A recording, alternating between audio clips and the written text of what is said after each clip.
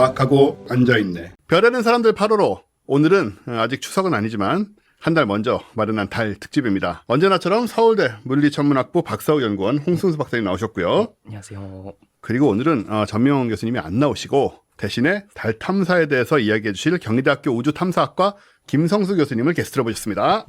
안녕하세요. 안녕하세요. 김성수입니다. 박사님한테는 박수는 안 쳐줘요. 네, 괜찮습니다. 감사합니다. 자, 일단 뭐 다 떠나서 우주탐사학과는 저조차 처음 들어보거든요, 이번에. 소개 좀 부탁드릴게요. 네, 우주탐사학과는 사실 대학원에만 있는 학과고요. 예, 학부하고 대학원이 다 있는 과는 우주과학과인데요. 전명원 교수님이 거기 계신 거죠? 그렇죠. 전명원 교수님도 우주과학과, 우주탐사학과 양쪽에 다 속해 계시는데 약간 히스토리가 있는데요. 저희 과가 1985년에 이제 설립이 됐는데 그때는 우주과학과로 설립이 됐습니다. 원래 학교에서는 천문학과 또는 천문우주과학과로 신청을 했는데 그때는 이제 문교부죠. 교육부 이전에 문교부에 신청을 해서 승인을 하면은 학과를 만들 수 있던 아주 옛날. 요즘에는 이제 그런 절차가 없지만은 학교가 마음대로 만들 수 있지만 옛날에는 정부가 승인을 해줘야만 대학이. 네, 뭐 더 그 전부터도 그랬겠지만요. 네네. 그래서 처음에는 천문이라는 이름을 넣었더니 문교부에서 천문은 이미 서울대 연대가 있는데 세 번째 학교까지 만들어가지고 그 실업자만 양산할 셈이냐 이런 이유로 천문이 들어가면은 만들 수 없다. 굉장히 간섭을 많이 했죠. 그래서 고심 끝에 천문을 빼고 우주과학과로 갔는데요. 영어 명문 학과명에는 여전히 천문, 아스트로노미가 있긴 합니다. 그래서 원래 우주학과가 됐어야 되는데 우주과학과가 된 거고요. 그 뒤에 이제 대학원 설립을 해서 학부와 대학원에 다 우주과학과가 있다가 WCU 프로그램 때였던 걸로 기억하는데 2009년에 시작한 세계 수준의 대학이라고 하는 그때 당시 정부에서 주는 그 연구비를 받기 위해서 대학원을 따로 이제 특수 목적의 학과를 설립을 하는 게 전제 조건인 프로그램을 연구비를 따기 위해서 그래서 이제 우주 탐사학과를 만들었었습니다.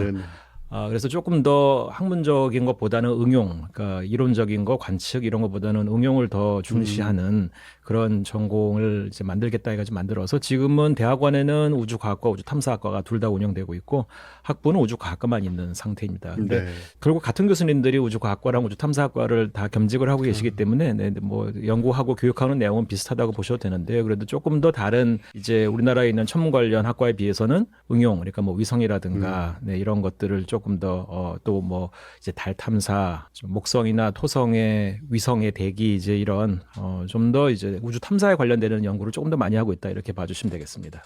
일단 이름이 뭔가 탐사라고 하니 조금 더 특히 청소년 어린이들의 로망을 자극할 수 있는 그러나 학부는 없으니 일단 학부 다닌 다음에 대학원에 갈 때까지 그 로망을 유지했으면 좋겠다는 생각이 들지만 말씀대로 탐사라는 이름이 들어갔으니 역시 뭐 응용 쪽에 조금이라도 더 무게가 실릴 것 같은 그런 느낌은 있습니다. 근데 2009년에 설립이 됐는데 지금까지 제가 못 듣고 있었다라는 거는 참 그것도 전 심지어 경희대학교 출신인데 모르고 있었다는 거는 뭐 제 잘못이고 어쨌든 우주탐사학과 대학원에 존재한다.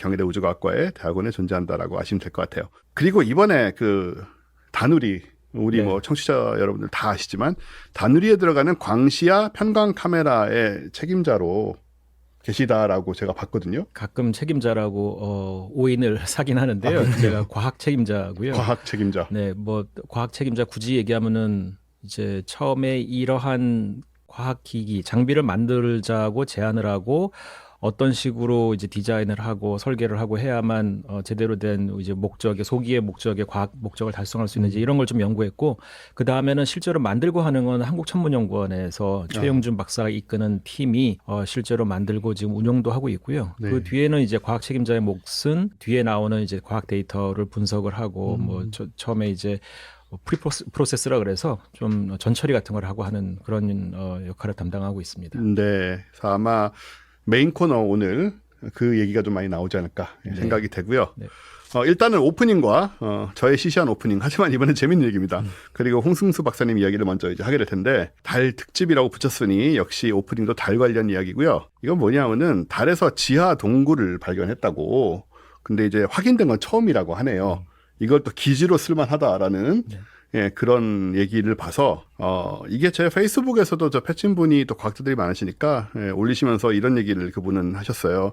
이거 옛날에는 뭐 달에는 용암동굴이 형성될 수 없다 이런 얘기 나왔었는데 그 말 하신 분이 이거 봤으면 좋겠다 뭐 이런 얘기를 하시면서 약간 복수심에 불타는 모습을 또 보여주셔서 제가 더 관심이 갔는데 일단 지금 보시는 사진은 당연히 사진이 아닙니다. 저 안에 우리가 들어갔을 리가 없죠.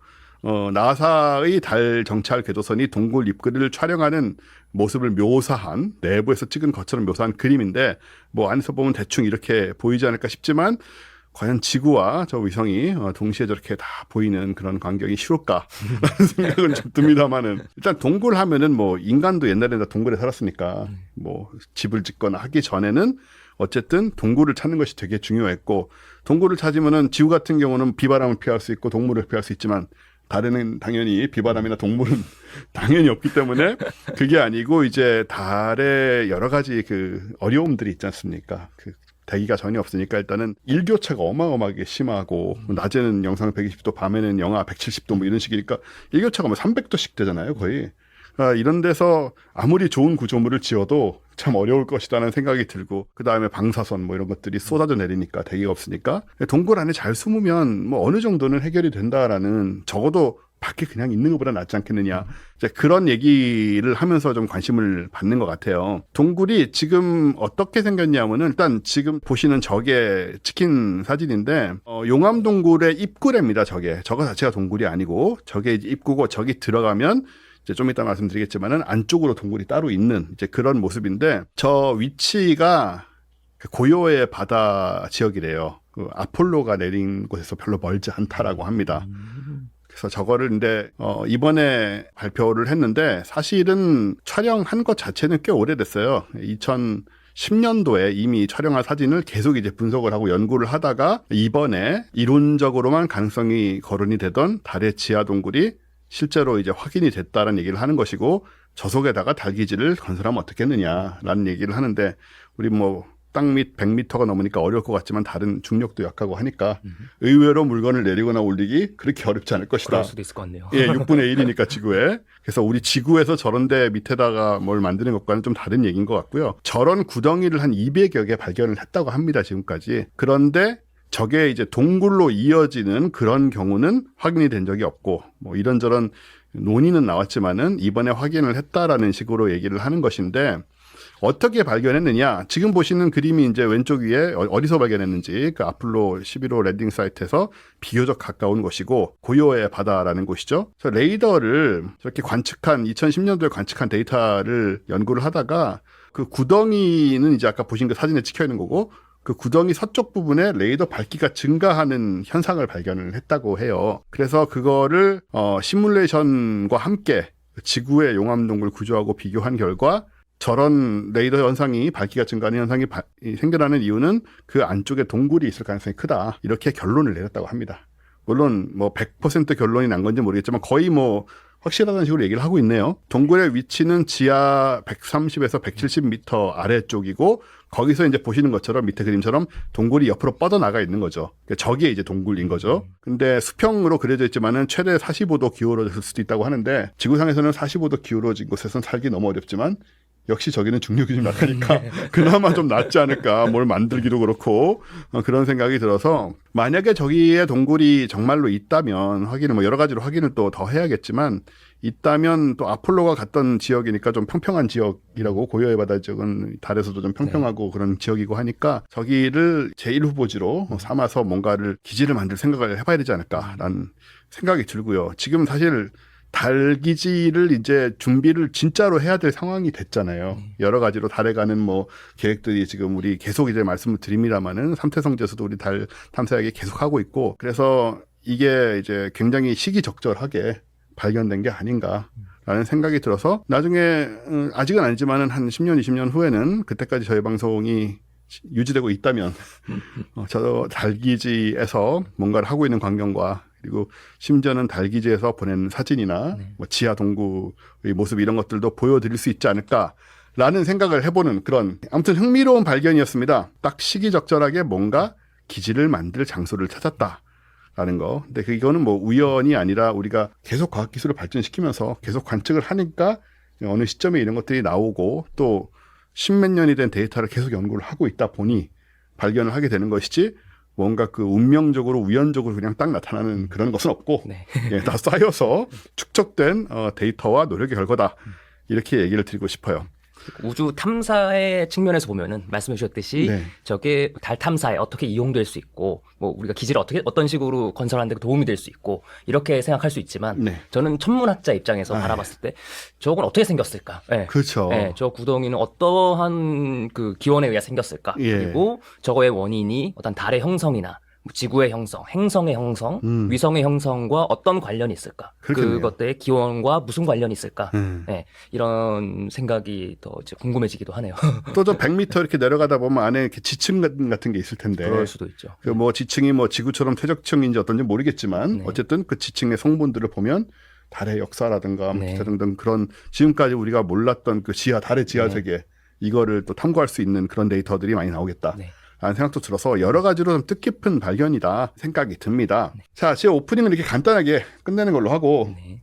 홍승수 박사님은 우리가 이제 다음 달이 추석이지만 추석이 좀 빠르더라고요 이번에 9월 17일인가? 어떨 땐 10월이기도 하잖아요. 예, 9월 17일인가 해서 비교적 빠른 날인데 조만간 돌아오는 추석에 우리는 다 달을 어쨌든 어떻게든 보려고 하는데 뭐 비가 오면 못 보는 거지만은 달을 보고 달이 뭐 크다 작다 뭐 사실은 더 크다 그게 아니다 이런 얘기가 항상 오고 가고 해요. 특히 그 대보름 때도 그렇고 실제로 달이 큰가 아닌가 뭐 크게 보이냐 안 보이냐 슈퍼문이다 아니다 하도 그런 얘기가 왔다 갔다 해서 저도 되게 헷갈리는데 근데 그거와는 상관없이 제 달을 보다 보면 준비해 오신 거 제가 데이터를 보고 슬쩍 한번 오프닝 끝에 얘기 들어보는 건데 마치 질문하는 것처럼 달이 확실히 태양도 그렇지만 달도 지표면에 금방 떠서는 엄청 커 보이고 그렇죠. 네. 그래서 사진이나 이런 영화 같은 데 보면 엄청 과장된 크기로 막 어마어마하게 크게 있고 막 늑대가 울고 있고 그걸 보면서 이런 그림도 많이 있잖아요. 근데 확실히 커 보이긴 하거든요. 그렇죠. 네. 그 얘기를 곧 한 달 후에 추석을 맞춘 여러분들을 위해서 준비를 해주신 걸로 알아서 네. 부탁드리겠습니다. 네, 지평선 근처에 있는 달이 커 보이는 이유에 대해서 한번 말씀을 드려볼까 합니다. 그 전에 저희가 이제 지구에 살고 있고 지구에서 이제 지구의 유일한 자연위성인 달을 우리가 보게 되는데요.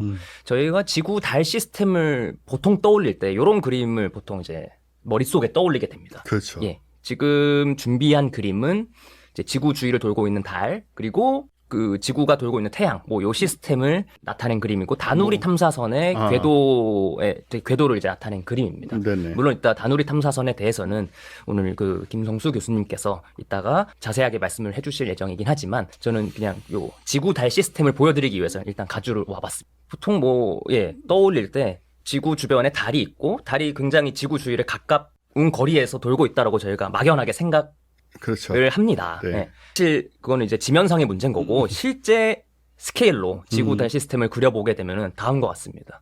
달은 굉장히 작고요. 예. 그다음에 지구로도 굉장히 멀리 떨어져 있습니다. 예. 우리가 태양계 그릴 때도 엄청 가까이 붙여서 다 그리잖아요. 그렇죠. 예. 가끔씩 그 스케일로 이렇게 그려놓으면은 네. 뭐 해왕성 이런 건 어디 있는지 보이지도 않는 그럼요. 정도로 멀리 네. 있더라고요. 네. 그 지면상의 이유인 거죠. 그 실제 스케일을 다 나타내기에 그 한계가 있으니까. 네네. 예. 그래서 실제 스케일을 고려한 지구 달 시스템은 이렇게 이제 생각할 수 있습니다. 물론 다 잘 아시겠지만 지구 달 사이의 거리는 대략 38만 5천 킬로미터. 그다음에 달의 지름은 약 3,500km라고 합니다. 그래서 지구에서 달이 떨어진 거리와 달의 지름을 가지고 계산해 보면은 네. 지구에서 관측되는 달의 시직경은 약 0.5도 정도가 됩니다. 하늘 전체를 이제 360도라고 했을 때 저희가 보고 있는 하늘은 이제 반원이 그쵸. 되는 거고 그게 이제 180도가 되겠죠. 예. 그럴 때 달이 차지하고 있는 그 중심 각도가 0.5도 정도 된다는 그럼 뭐 얘기입니다. 크진 않네요. 그렇게. 그쵸. 예. 손가락을 이제 쭉 하늘에 뻗어봤을 때 한 요 엄지손가락 두께 엄지손가락. 정도가 뭐 한 0.5도 1도 뭐 요 정도 얘기를 합니다. 저게 이제 태양이랑 거의 같다고 해서 뭐 개기씩 생기고 그쵸. 이런 거잖아요. 네. 그래서 보통 물론 달도 타원 궤도로 돌고 있기 때문에 그 지구와의 거리가 조금씩 달라지게 되고 그거에 따라서 지구에서 관측되는 실제 달의 크기가 달라지기도 합니다. 예. 예. 이제 그렇긴 하지만 평균적으로 관측되는 시직경은 0.5도 정도 된다고 이제 말씀을 드리고 싶습니다. 또 한 가지 참고 삼아 말씀드리고 싶은 거는 폴로 11호가 고요의 바다에 이제 처음으로 달에 착륙을 했고요. 네. 인류가. 이후에 아폴로 미션들이 계속 진행이 됐는데 유명하죠. 아폴로 13호의 사고. 예. 영화도 나왔었고요. 그쵸. 예. 가장 위대한 실패라고. 네. 예. 예. 아폴로 13호의 사고 위치가 굉장히 멉니다. 예. 지구에 그러게요. 32만 킬로 떨어진 달하고 거의 가까운 위치에서 이제 사고가 났다고 하는데. 더 아깝네요. 조금만 더 갔으면 아, 그쵸. 뭐 금방 사고가 난 게 아니고 예. 거의 다 갔는데 네. 저렇게 먼 곳에서 이제 사고가 났음에도 불구하고 이제 참 저기서 성공적으로 네. 그 인명 손실 없이 그죠. 예, 지구로 귀환시켰다라는 게 정말 대단하죠. 위대한 실패라는 그 네. 수식어가 붙기에 부족함이 없는 것 같습니다. 그러게요. 그래서 저 지구에서 관측되는 보름달의 시직경이 0.5도 정도 된다는 건데 아까 말씀해 주셨듯이 저 보름달이 하늘 꼭대기에 떠 있을 때하고 네. 그다음에 지평선에 떠 있을 때하고 크기가 굉장히 달라 보입니다. 지평선에 떠 있을 때가 크기가 굉장히 커 그러니까요. 보입니다. 예. 그래서 또 말씀드렸듯이 달이 타원 궤도를 돌기 때문에 지구에서 가까운 거리에 위치하게 되면은 더 커 보이고. 슈퍼문 뭐 이럴 때 그쵸. 그죠? 예. 간혹 가다가 제 친구들이 뉴스 기사를 보고 저한테 말해줍니다. 뭐 100몇 년 만에 일어나는 뭐 천문 현상이다, 슈퍼문이다, 블루문이다. 예. 그렇죠. 왜 100년 년 만에 일어난다는데 이거 매년 보는 거 같냐? 예. 뭐 이런 식으로 예. 물어보긴 하는데. 그리고 뭐 어마어마하게 커지는 게 아니니까 그쵸. 사실 네. 뭐 눈으로 보기에는 거기서 거기고 네. 사진으로 찍어서 정확하게 비교하기 전에는 네. 사실은 뭐 크게 느끼기 힘든 차이일 수 있을 것 같습니다. 참고로 말씀드리면은 아마 저희가 저희 과학과 사람들이 이번에 여행 갔던 맨해튼이 아닌가. 그럴 참, 수 있을 것 같습니다. 예, 네. 저로서는 참 반갑고 그리운 전경이라는 점을 떠가고 싶은 것이다. 다른 저렇게 보지 못했지만 네. 그런 생각이 드네요. 예, 그래서 뭐 실제로 뭐 달이 지구로부터 떨어진 거리에 따라서 크기가 변하긴 하지만 그거하고 상관없이 네. 하룻밤 내에서도 달이 지평선 근처에 위치하느냐, 머리 꼭대기 위치하느냐에 따라서 크기가 굉장히 다르게 느껴집니다. 맞아요. 예. 확실히 그래요.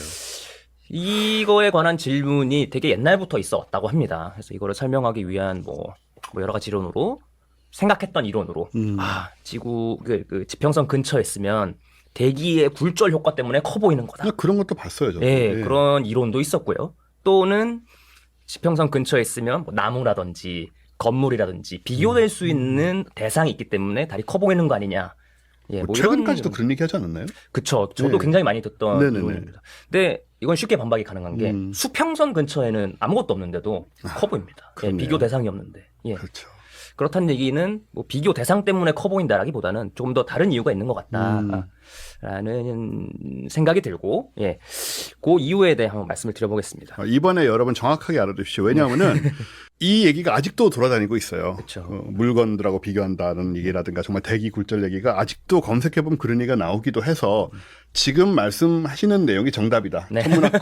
천문학에서 이제 정리한 네. 정답이라고 생각하시면 될 것 같아요. 예, 글쎄요, 뭐 정답이라고 확실하게 말씀드리기는 제가 걱정이 부담드렸군요. 되겠네. 예. 하지만 최근에 가장 예. 인정받는 예, 핵심 이론이다. 이유라고 생각이 될 수 있을 것 같습니다. 예. 네네. 핵심 이유는 저희가 인간이 생각하는 하늘은 평평하게 저희가 하늘을 인지하기 때문입니다. 지금 사진을 준비해 온 게 이제 너른 들판 위에 구름이 떠 있는 네. 사진을 제가 준비를 했는데요. 인류는 이제 대기권 안에 저희가 살고 있고 저희가 하늘을 인지하는 거는 주로 기상 현상을 통해서 저희가 하늘의 존재를 인지를 하게 됩니다. 네. 그래서 구름이 떠 있는 거 보면은 평평하게 떠 있는 거를 볼 수가 있죠. 따라서 지구도 평평하다고 생각하는 사람들도 있고요. 그렇죠. 다른 여러 가지 이유들도 있지만 네, 그렇죠. 뭐 당연히 지구는 뭐 둥글지만 예, 굉장히 크기 때문에 평평하게 느껴지는 거 아니겠습니까? 네네. 이제 하늘도 마찬가지겠고요.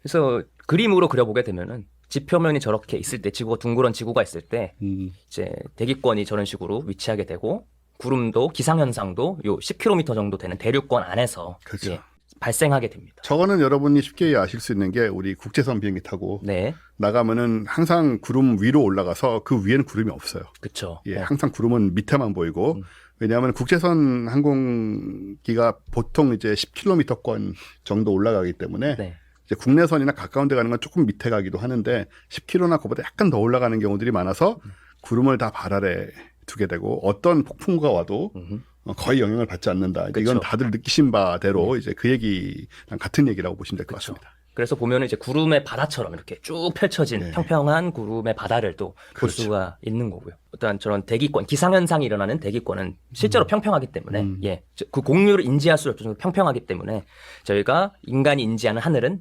평평하다라고 인지를 하고 있는 것입니다. 반면에 음. 달이나 별이 떠 있는 천구, 밤하늘, 네. 천구는 평평하지 않고 실제로는 대기의 높이에 비하면 거의 반지름이 무한대에 가까운 음. 구겠죠. 예. 그렇죠. 그래서 저희가 천구라는 표현을 쓰지 않습니까? 옛날 하늘에. 과학자들은 또 그런 건 어느 정도 이제 인지를 했던 거고. 그렇죠. 네. 예. 뭐 실제로 구죠. 그 밤하늘의 어떤 그 그렇죠. 표면은 이 차이가 메인 이유입니다. 그래서 다시 사진으로 돌아가면은 은하철도 999가 네. 떠오르는. 인류는 하늘을 평평하게 생각하고 있기 때문에 만약에 하늘에 뭐 기찻길이 있다. 네. 라고 해서 기찻길 한번 나오면은 다음과 같이 하늘이 평평하다고 이제 생각을 하게 되는 것입니다. 네. 저런 식으로 기찻길이 놓였을 거라고 무의식 중에 인지하는 게 아니라 무의식 중에 저렇게 저희가 하늘의 존재를 인지합니다. 원근을 자연스럽게 인지를 상정을 하는 거군요. 그렇죠. 네. 예. 왜냐하면은 저희가 경험한 하늘은 다음과 같은 구름이나 기상현상에 의해서 저희가 하늘을 인지하기 때문이죠. 네. 예. 저거로 인해 저희가 거리 감각도 이제 알게 되는 거고요. 그렇네요. 이거를 이제 밤하늘에 갖다 놓으면은 이와 같습니다.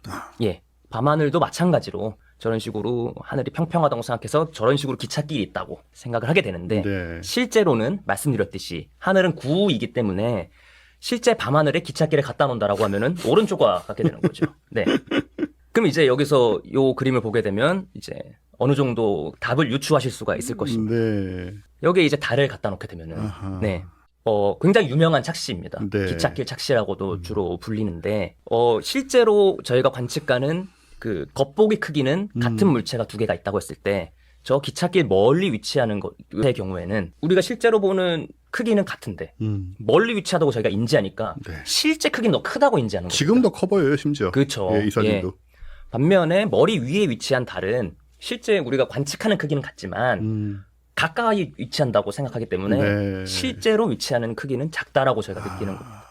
만약에 저희가 하늘을 구라고 인지할 수 있다면 오른쪽 기찻길과 같이 저렇게 저희가 볼 수 있게 되고 똑같이 그냥 보겠네요. 만약에 저희가 하늘을 구로 인지할 수 있다면 달의 크기는 위치에 상관없이 똑같게 인지하게 되지 않을까 라고 이제 생각을 합니다. 굉장히 유명한 착시입니다. 폰조 네네. 착시라고 불립니다. 이게 저희가 하늘을 평평하게 인지하기 때문에 같은 달의 크기라 시식경이라 할지라도 지평선 근처에 있는 달을 멀리 위치한다고 생각해서 더 이제 크게 인지하게 된다. 인간이 무의식 중에 이게 가장 널리 받아들여지고 있는 달 착시에 관한 이유입니다. 예. 이게 그래도 제일 과학적으로 느껴집니다, 진짜. 대기 굴절 이런 거는 그다지 증거가 안 느껴지는 그냥 뭐 정황적인 얘기인 것 같고 네.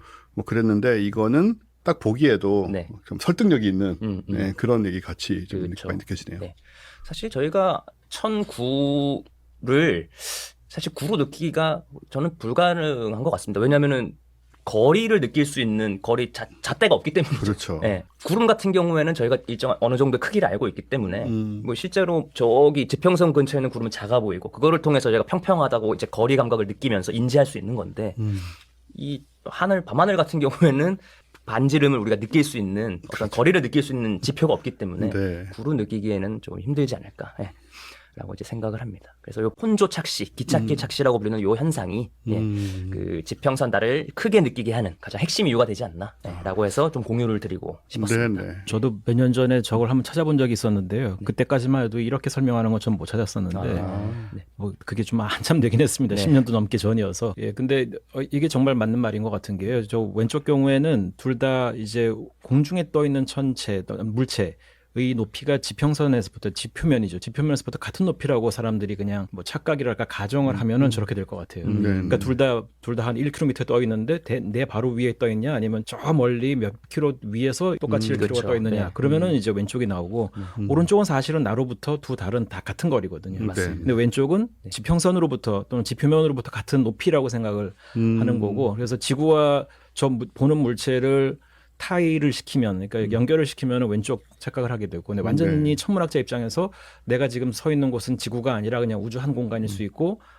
달은 어차피 원운동을 하니까 같은 거리다 생각하면 이제 오른쪽에 나오는 거고 아주 좋은 그림이고 네. 오랫동안 기억될 만한 좋은 예인 것 같습니다. 그러게요. 그러니까 이번에 확실히 여러분 알아두시자고요. 진짜로 말씀하셨지만은 최근까지도 이게 계속 여러 가지 논의가 나오고 있었고 아마 지금도 나오고 있겠지만은 이것이 가장 과학적인 얘기가 그럴싸하다는 네. 표현 좀 그렇고 네. 뭐랄까 설득력 있는. 있는 그런 관점이 아닌가 네. 생각이 되고 우리 이렇게 이제 주변에 혹시 얘기할 일이 있으면 곧 추석이 오기 때문에 네. 괜히 달리기를 꺼냈을 때 이런 설명을 우리가 해줄 수 있지 않나 생각이 드네요. 그래서 뭐 음성으로도 들으셔도 좋지만 요 영상을 한번 유튜브에서 보시면은 그러니까요. 예. 확실히 그 시각적으로 딱 맞습니다. 이해를 하실 수가 있기 때문에 영상을 한번 보시기를 추천을 드립니다. 네, 유튜브 좀 봐주세요. 유튜브. 네. 그래서 한 가지만 추가적으로 말씀을 드리면 저희가 뭐 밤하늘 별자리를 얘기를 할 때 뭐 겨울철 대삼각형이다, 뭐 여름철 대삼각형이다, 뭐 이런 얘기를 많이 듣습니다. 그래서 하늘에다 대고 이제 삼각형을 막 그려보고 별자리를 막 이제 저희가 선 따라 이어보고 이제 그렇죠. 하는데 실제로 저희는 평면 삼각형을 주로 생각을 하게 되지만 네. 실제로 저희가 그리는 삼각형은 구면 삼각형입니다. 그렇겠죠. 예, 구면에다가 삼각형을 그리는 이제 구면 삼각형이 됩니다. 그런데 저희가 이제 중고등학교 수학 시간에 배우는 삼각형은 다 평면 삼각형의 성질에 대해서 배웁니다. 네. 그래서 뭐 내각의 합이 180도고, 그다음에 뭐 고등학교 때 사인 법칙, 코사인 법칙 막 이런 거를 또 배우게 되는데 구면 삼각형의 경우에는 그 성질이 달라지게 됩니다. 예, 내각의 합은 당연히 180도가 아니게 되고요. 사인 법칙, 코사인 법칙도 이제 형태가 조금씩 달라지게 됩니다. 그렇겠네요. 하늘은 구면이기 때문에 저희가 그 하늘에 떠 있는 별의 어떠한 거리라든지 그 떨어진 각거리 실제 뭐 얼만큼 떨어져 있고 좌표를 얘기할 때는 평면 삼각형에서 저희가 계산을 하면 안 되고 구면 삼각형에서 뭐 그 별의 좌표라든지 거리라든지를 계산을 해야 됩니다. 그렇겠네요, 당연히. 네. 그래서 그러한 경우에는 특별한 이러한 새로운 지식이 필요하고 요거를 배우는 학문을 이제 구면 천문학, 구면 천문학. 예, 애스트로노미라고 합니다. 이런 것도 하세요?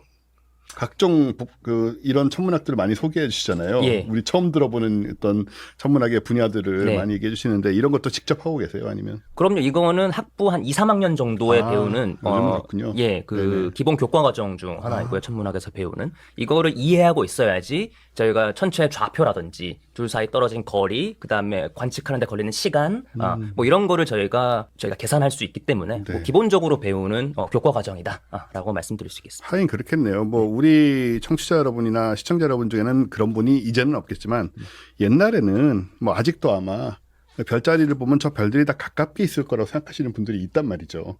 그러니까 평면적으로 네. 서로 간에. 근데 그냥 우리가 볼 때 얘기지. 아, 그럼요. 사실 저 별들은 서로 간에 지구와 우리 저 별 하나 이상으로 또 멀리 떨어져 있을 가능성도 굉장히 크고 그럼요.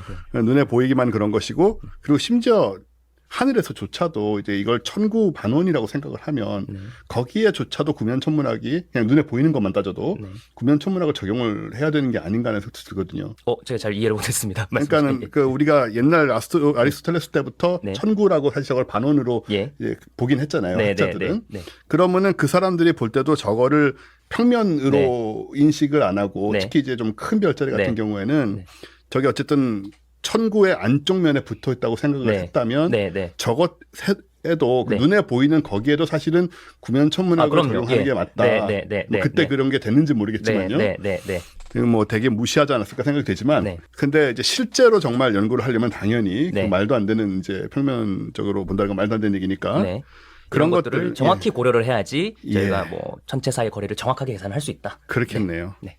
예, 여러분 별자리는 제가 항상 한 번씩 하는 정서적으로 하는 얘기인데 지구상에서 보이는 모든 별자리, 그러니까 우주엔 아주 많은 별이 있지만 저 별자리를 볼 수 있는 천체는 지구밖에 없어요. 그러니까 북두 칠성의 저 형태는 우주 어디에도 없습니다.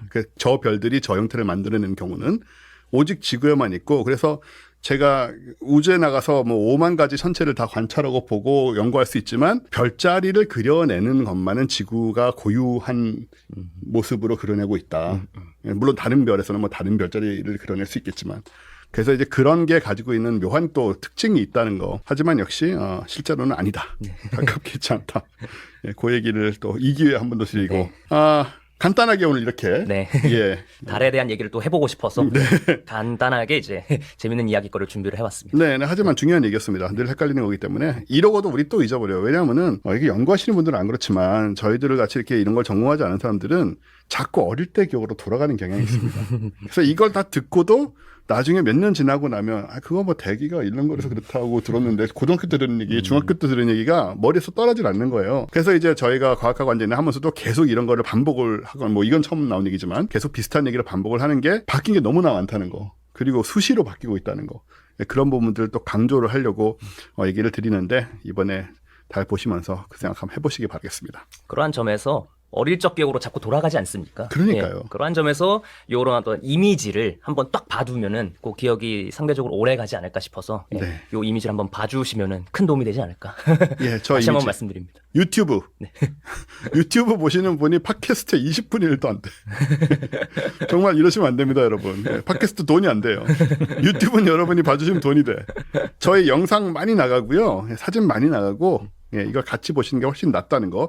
그리고 유튜브를 통해 틀어놓고 그냥 들으세요. 옆에 틀어놓고 꼭 눈으로 안 보고 계셔도 됩니다. 팟캐스트를 듣는 것도 좋지만 유튜브 오디오를 그냥 들으시는 느낌으로라도 틀어놓는 게 여러분에게도 좋고 저희한테도 좋다는 얘기를 드리고 싶고요. 자, 이렇게 달을 왜 낮게 있을 때 크게 보느냐는 얘기 정리됐습니다. 됐고 다시는 우리가 옛날 얘기로 돌아가지 말자 얘기 드리면서 자 이제 본론이라고 하니까는 좀 옹승수 박사님한테 좀 죄송한 얘기인데 예, 김성수 교수님의 얘기를 또 들어보도록 하겠습니다. 자, 김성수 교수님은 우주 탐사학과라는 이름에 걸맞게 다누리와 달 탐사라는 주제로 얘기를 해주실 것 같고 그리고 아무래도 관련하신 그 분야 위주로 얘기를 해주실 것 같은데 맞나요? 네, 맞습니다. 근데 하나 그래도 조금 아까 정정하고 싶었던 거는 제가 지금 원소속, 경희대 내에서 원소속은 후마니타스 칼리지라고 아, 네, 알고 있습니다. 예, 교양학부고요. 네. 한 2, 3년 전에 우주과학과에 있다가 옮겨갔는데 뭐 네. 여러 가지 이유로. 근데 지금은 그래서 우주과학과 우주탐사학과를 겸직을 하고 있긴 합니다. 네네. 저는 오늘 그 달에 관해서 얘기를 해달라고 우리 전명훈 교수님께서 제게 얘기를 하셔서 준비를 해봤고요. 저한테 이제 어렵게 하면 안 된다고 여러 번 얘기를 하시고 본인 굉장히 어렵게 하시는데 표정만 안 어려운 척하시지. 그러면서 본인 게 아닌 어려운 예를 몇 개 보내주셨는데 누구 거라고 말 안 하겠고요. 그래서 봤더니 진짜 어렵게 했는데 그래도 댓글은 보니까 아주 좋게 많이 아주 훌륭한 강의였다 이런 게 달려있긴 하더라고요. 근데 저는 그렇게 어려운 얘기는 아니고 제가 또 달 관련되는 연구는 시작한 지 10년 조금 넘었습니다. 네. 제가 연구를 하고 논문을 처음 쓰기 시작한 건 이제 한 30년이 조금 된 것 같은데요. 그중에 최근 10년 약간 넘게 달을 하게 됐고 그게 우리나라가 2013년에 이제 새 정부가 시작되면서 그때는 사실 어떤 쪽이 대통령이 됐었어도 달 탐사가 공약에 있었기 때문에 그렇죠. 예, 이제 밀어붙였었을 건데 그래서 2013년에 본격적으로 우리나라가 달 탐사선을 보내겠다고 선언을 했었을 때 사실 그리고 그 몇 년 전부터 그게 예고돼 있었기 때문에 국내 몇몇 연구자들이 달 과학에 대해서 준비를 좀 하고 있었어요. 그래서 경희대 우주과학과 팀에서도 몇 분이 그 준비를 하고 계셨고 저 말고도 또 뭐 진호 교수님이라든가 선종호 교수님 이런 분들도 김관혁 교수님 이런 분들도 이제 준비를 좀 하고 계셨었는데 그러면서 이제 달 연구를 제가 시작했고요. 그래서 저희 연구실이 우리나라에서 달 천문학으로는 박사학위를 처음으로 이제 뭐 배출해낸 데라고 말할 수 있습니다. 네네. 네.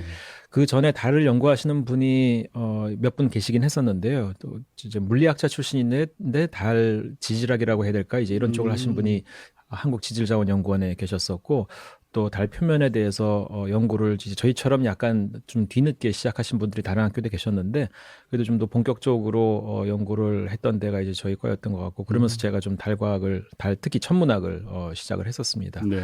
그래서 오늘 제가 그 다누리랑 달 탐사라고 하는 조금 브로드한 주제로 가지고 왔는데요. 이제 너무 어떤 특정한 이슈에 집중하지 않고 좀 더 가볍게 들으실 수 있도록 하느라 제목을 좀 이렇게 해봤고요. 네. 그래서 뭐 잘 아시다시피 다누리호는 우리나라의 첫 달 궤도선입니다. 달 탐사선이죠. 그래서 궤도선하고 착륙선으로 보통 이제 달 탐사선을 나누는데 뭐 말 그대로 달 궤도선은 달에 가서 궤도를 돌면서 궤도 또는 그 밑에 있는 표면을 관측하고 연구하는 탐사선이고 아직은 우리나라가 보내진 않았지만 달 착륙선이 지금 2032년에 가기로 예정이 되어 있는데 그게 성공적으로 개발이 돼서 달 착륙을 하면 이제 착륙한 후에 거기서 이제 임무를 수행하는 그런 탐사선이 되겠습니다. 네. 거기 또 새로운 연구할 게 많이 생기겠네요. 그러고 나면. 그렇죠. 네. 네. 그래서 지금 말씀드리는 거는 우리 이제 벌써 2년 전이 됐는데 2년 전 8월에 발사가 돼서 지구에서 발사가 돼서 넉 달이 걸려가지고 달 궤도에 진입을 했던 다누리에 대해서 말씀드리는데 그게 벌써 2년이 됐네요. 그렇죠. 여기서 한참 얘기했던 게 엊그제 같은데. 네. 참 빠릅니다. 그래서 한 며칠 몇 주 정도의 안정화 단계를 지낸 다음에 2023년 그러니까 작년이죠. 1월부터 관측 수행을 본격적으로 시작을 했습니다. 네. 여기에 참여했던 기관들은 이제 이런 기관이 있는데 한국항공우주연구원이 주 연구기관이어서 뭐 네. 본체와 그다음에 몇 개의 장비를 책임졌고 이제 한국천문연구원이 아까 말씀드렸던 그 평광, 광시야 평광 카메라, 또 한국지질자원연구원은 여기 그 감마선 분광기라고 KGRS. 네. 그다음에 제가 소속되어 있는 경희대학교에서는 물론 이 그 폴캠이라고 하는 광시야 평광 카메라도 개발했지만 K맥이라고 하는 자력계를 자력. 주도적으로 개발을 했습니다. 그 외에 한국전자통신연구원이 여기 DTNPL이라고 우주 인터넷 같은 개념입니다. 그래서 우주상에서 보통 우리가 통신을 하면은 주고 받는 쪽이 동시에 그 일을 하지 않으면은 끊기면은 이제 못 받잖아요. 네네. 근데 이제 인터넷이라고 하는 거는 만약에 이메일을 보냈는데 안 들어가도 조금 어딘가 이제 막혀가지고 안 들어가도 기다리면 언젠가 들어가듯이 이제 그런 인터넷하고 이제 즉시 송수신하고는 약간 개념이 다른데 이때까지는 대부분 우주에서는 즉시 송신하고 수신하고 하는 걸로 통신을 했었는데 이제 미래에는 이제 그게 인터넷 개념으로 갈 것이다. 왜냐면 나중에는 달 궤도, 달 그다음에 표면에 있는 기지 또 그 외에도 뭐 소위 얘기하는 L2, L1 포인트에 가 있는 여러 탐사선 이런 것들이 다 우주 인터넷망으로 연결이 될 때를 대비를 해서 전자통신연구원에서 이제 그런 뭐 시험용 인터넷 송수신기를 이제 만들어서 보낸 게 이제 DTNPL이라고 하는 겁니다. 그 외에 이제 미국에서도 하나의 탑재체를 실었는데 그게 섀도우 캠이라 그래서 저희가 사실 폴캠은 폴라리미트릭 카메라라고 해서 폴라리미트릭은 평광의라는 그런 형용사이긴 한데요. 네. 평광 카메라를 폴캠이라고 이름을 적고요. 카메라의 캠을 해서. 네. 근데 이제 그 뒤에 선정이 돼가지고 개발을 시작한 미국 아리조나 주립대학에서 만든 섀도우 캠이라고 하는 그 음영 지역, 그러니까 그림자가 진 지역을 보는 카메라가 섀도우 캠이라고 이름을 지은 게 아마 저희 폴캠에 약간 뭐랄까 라임을 맞추기 위해서 한 게 아닌가 의심은 하고 있고요. 약간 아니면 또 우리에 대한 뭐 리스펙트, 존경 이제 그런 의미로 이제 이 한국의 KP로 다누리 전체에 대한 그래서 이제 이렇게 이름을 우리랑 비슷하게 진 게 아닌가 생각은 좀 들긴 합니다. 네. 그래서 먼저 이 중에 앞에서 말씀드린 것 중에 과학 탑재체는 한국계 3개고요. 여기 폴캠과 그다음에 평광기, 그다음에 자력계 이렇게 오고 그다음에 미국에서 하나의 섀도우캠이라고 하는 거고 나머지 것들은 과학 목적이라기보다는 좀 다른 목적이어서요. 네네. 그거는 오늘은 이제 제가 설명드리진 않겠고. 그럼 먼저는 이제 제가 관여가 됐던 그래서 제가 과학 책임자로 있다고 아까 말씀드린 그 폴캠은 이게 이제 좀 자랑스럽기도 하고 영광스럽기도 한 건데 세계 최초로 달 궤도에서 달 표면 전체, 그러니까 여기서 말하는 전체는 앞뒷면 전체를 얘기합니다. 네. 앞뒷면에 대한 평광 관측을 수행하는 수행 중이죠 지금 수행하는 세계 게. 최초. 네, 이때까지는 그러니까 지구에서만 봐오니까 달의 앞면만 평광 관측을 할 수 있었는데 그리고 그것도 앞면도 아주 제한적인 지역에 대해서만 할 수 있었습니다. 우리 각도가 이렇게 제약이 있기 때문에 근데 달 궤도에서 하면은 모든 경도죠. 뭐 앞면, 네. 옆면, 뒷면을 다 볼 수 있고 이때까지 이런 목적의 그 탑재체, 즉 카메라가 달 궤도에 가지 않았다는 게 제가 오히려 10년 전쯤에 달에 가서 우리나라가 무엇을 처음으로 할 수 있을까를 좀 알아볼 때 평광 카메라가 한 번도 가지 않았다는 걸 아는 순간에 정말 무릎을 말 그대로 쳤고요. 정말 이상할 정도로 이거다. 뭐가 많이 갔는데 그렇죠, 맞습니다. 수십 기의 달 탐사선이 갔죠. 궤도선이 갔는데 한 번도 평광을 안 간 이유는요. 이제 뭐 저희가 추측하기에 그리고 또 이런 기기가 간다고 해가지고 굉장히 반가워하고 좋아해줬던 전 세계 다른 천문학자들, 달 천문학자들 생각은 그 이유는 아마도 달 과학이 이때까지 대부분 미국에 의해서 주도가 됐고 미국은 달에 사람을 보냈다가 온 나라이고 그러다 보니 그 나사 주도의 달 미션에서는 주로 지질학이 중요한 가장 중요한 그 분야였었습니다. 왜냐하면 가가지고 사람이 내려가지고 뭐를 토양을 가져오든 거기서 연구라도 하려면은 천문학자는 갈 필요가 없는 거죠. 달 네. 표면에 내리는 데에는 뭐 30년 뒤, 50년 뒤에는 그러니까 천문학자도 달 표면에 내려가지고 이제 거기서 뭔가 달 망원경을 만들고 할 수는 있겠지만 아직은 처음에는 달 표면 자체를 연구하는 과학자가 필요하니까 당연히 지질학자가 동원이 됐었고요. 네네. 그리고 아마 기억하시겠지만 실제로 과학자가 한번 달 표면에 디딘 적이 있죠. 이 아폴로 17호가 그때 마지막 그 미션이었는데 그때 착륙해서 달 표면을 디뎠던 두 우주인 중에 한 명은 지질학자였었죠. 기억을 합니다. 네, 그래서 그게 어느 정도 지질학이 큰 위상을 갖고 있었는지 최소한 미국이 주도하는 달 과학에서는 이제 그걸 알 수 있고요. 근데 지질학하는 분들의 특징은 지질학에서도 평광이라고 하는 걸로 연구를 합니다. 근데 되게 어떻게 하냐면은 이런 암석 같은 거를 얇게 만든 다음에 박편이라고 하나요? 이렇게 만든 다음에 현미경 밑에 두고서는 거기에서 빛을 조사한 다음에 그게 평광을 어떻게 일으키는지를 보죠. 그러니까 주로 들고 와서 시료 형태로 만든 다음에 실험실 내에서 봅니다.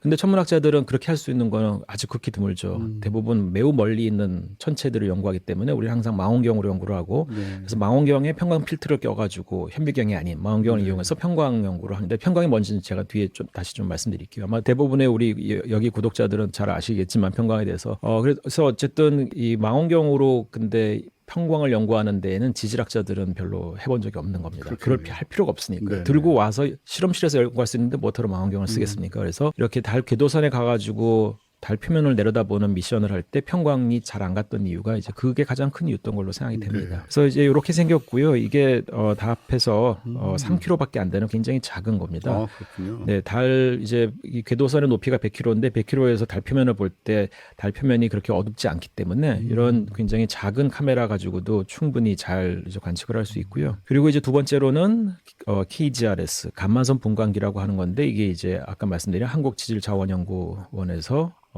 개발한 거였고 2013년까지 우리나라에 아마 거의 유일하게 있었던 달 연구를 하셨던 분인 김경자 박사님이 여기 리더시고 그분 주도로 만들어진 탑재체고 이거는 우주에서 오는 우주 방사선, 우주선이라고 그러죠. 네. 코스믹 레이가 달 표면에 부딪히면 달 표면에 있는 토양에 있는 흙, 알갱이 안에 있는 원자를 때리게 되고 그럼 그 원자가 에너지적으로 들떴다가 다시 가라앉을 때 중성자를 대부분 내놓습니다. 다른 걸 내놓을 때도 있지만 그럼 중성자가 또 옆에 있는 다른 원자의 핵을 치면은 그때 감마선이 튕겨나갈 수 있고요. 그럼 그때 나오는 감마선을 궤도에 있는 장비에서 받아가지고 그 에너지, 즉 스펙트럼을 얘는 파장이 얼마고 감마선도 이제 다 뭐 파장이라고 말할 수 있겠죠. 주로 이제 에너지로 표현을 하긴 하는데요. 우리는 그 에너지가 얼마인지를 알면 감마선을 방출한 원소가 뭔지를 알 수 있습니다. 그래서 원격으로 달 표면에 있는 원소, 그 흙알갱이가 원소 조성비, 그러니까 뭐 수소는 얼마나 있고 산소는 얼마나 있고 탄소가 상대적으로 얼마나 있는지를 알 때 이제 이런 KGRS 분광기가 쓰이게 되는 겁니다. 그리고 세 번째로 이제 저희 경희대에서 진호 교수님께서 개발하셔서 지금 열심히 운용 중이고 관측을 수행 중인 K매그는 자력계이고요. 이게 100km 달 궤도에서는 사실 자기장이 그렇게 강하진 않습니다. 그럴 것 같은데요. 지구는 전역 자기장이 있지만 달은 전역 자기장이 없거든요. 근데 달 표면에 군데군데에는 국부 자기장이 존재하긴 합니다. 네. 그래서 그 국부 자기장 위를 지나갈 때 약하긴 하지만 자기장을 측정할 수 있고요. 또 특히 지구에서 달로 가는 동안에는 지구 자기장 내를 통과하게 되는데 뭐 지구 자기장 안에서 출발해가지고 지구 자기장 벗어나가지고 달로 가게 되죠. 사실 달의 위상이 어디냐에 따라 달도 지구 자기장 안에 있을 때가 있고 바깥에 있을 때가 있지만 어쨌든 그래서 이제 그 KP로 다누리가 지구에서 달로 가는 동안에 여러 번 지구 자기장 안팎을 들락날락 했었습니다. 이제 그렇겠죠. 예, 넉 달이나 걸렸으니까요. 네네. 그래서 그 도중에 이제 많은 자기장 측정을 해가지고 지금도 열심히 분석을 하고 있는 것으로 알고 있는데 이제 이 탑재체는 언제 가장 위력을 발휘할 거냐면은 지금 다누리가 한 2년, 3년 정도의 임무 기간을 예정하고 있는데요. 이게 이 임무가 끝날 때 몇 가지 처리하는 방법이 있습니다. 뭐 아예 우주로 보내는 방법도 있고 아니면 달 표면에 충돌시키는 방법도 있고 아니면 그 중간으로 조금 뭐 6개월이든 1년이든 간에 굉장히 이심률이 큰 그래서 근월점이 되겠죠. 근월점과 원월점이 굉장히 차이가 나는 그런 독특한 궤도에서 좀 운용을 하다가 나중에 충돌시키는 방법 뭐 이런 것들이 있는데 아마도 제 생각에는 어떤 경우가 됐던 간에 결국 마지막은 달 표면에 충돌을 시킬 것 같아요. 근데 가가지고 그냥 뭐 이렇게 그대로 꼬라박는 건 아니고 서서히 궤도를 낮추면서 고도를 낮추면서 스쳐 지나가던 마지막 순간에는 달 표면에 충돌하게 할 것 같은데 그러면 비교적 연착륙을 시키는 거죠. 그렇죠. 네네. 비교적. 그러면서 점점 고도가 낮아지는 동안에 마지막에 가가지고는 달 표면 근처에서 자기장을 잴 수 있게 됩니다. 그러면 특히 이제 자기 이상, 특히 그 동네의 표면에서는 자기장이 셀 것으로 보이는 곳 근처에 지나가면서 자기장의 프로파일을 단면 프로파일을 한 직선이긴 한데 그런 거를 이제 측정을 하면은 굉장히 좋은 과학 결과를 얻지 않을까 이렇게 기대를 지금 그렇겠네요. 하고 있습니다. 그다음에 네 번째로 그 섀도우 캠은 아까 말씀드렸던 대로 여기 아리조나 주립대학에서 만든 건데요. 이제 이게 우리나라의 탐사선에 들어오게 된 거는 우리나라가 처음으로 달에 뭔가를 보내잖아요. 그러면은 이제 우리나라 위성 운용은 그동안 많이 해왔죠, 물론. 지구 동기궤도에는 많이 그 위성들을 갖다 놓고 운영을 했지만 그거보다 훨씬 더 먼 달까지 보낸 적은 없습니다. 근데 이제 그 두 개의 굉장히 큰 차이점은 지구를 벗어나 가지고 38만 킬로미터나 떨어져 있는 달까지 가려면은 그 중간에 망망대해죠. 우주라고 네. 하는 망망대해 안에서는 자기가 어느 방향을 바라보고 있는지는 쉽게 알 수 있습니다. 뭐 지구도 보이고 태양도 보이고 달도 보이고 또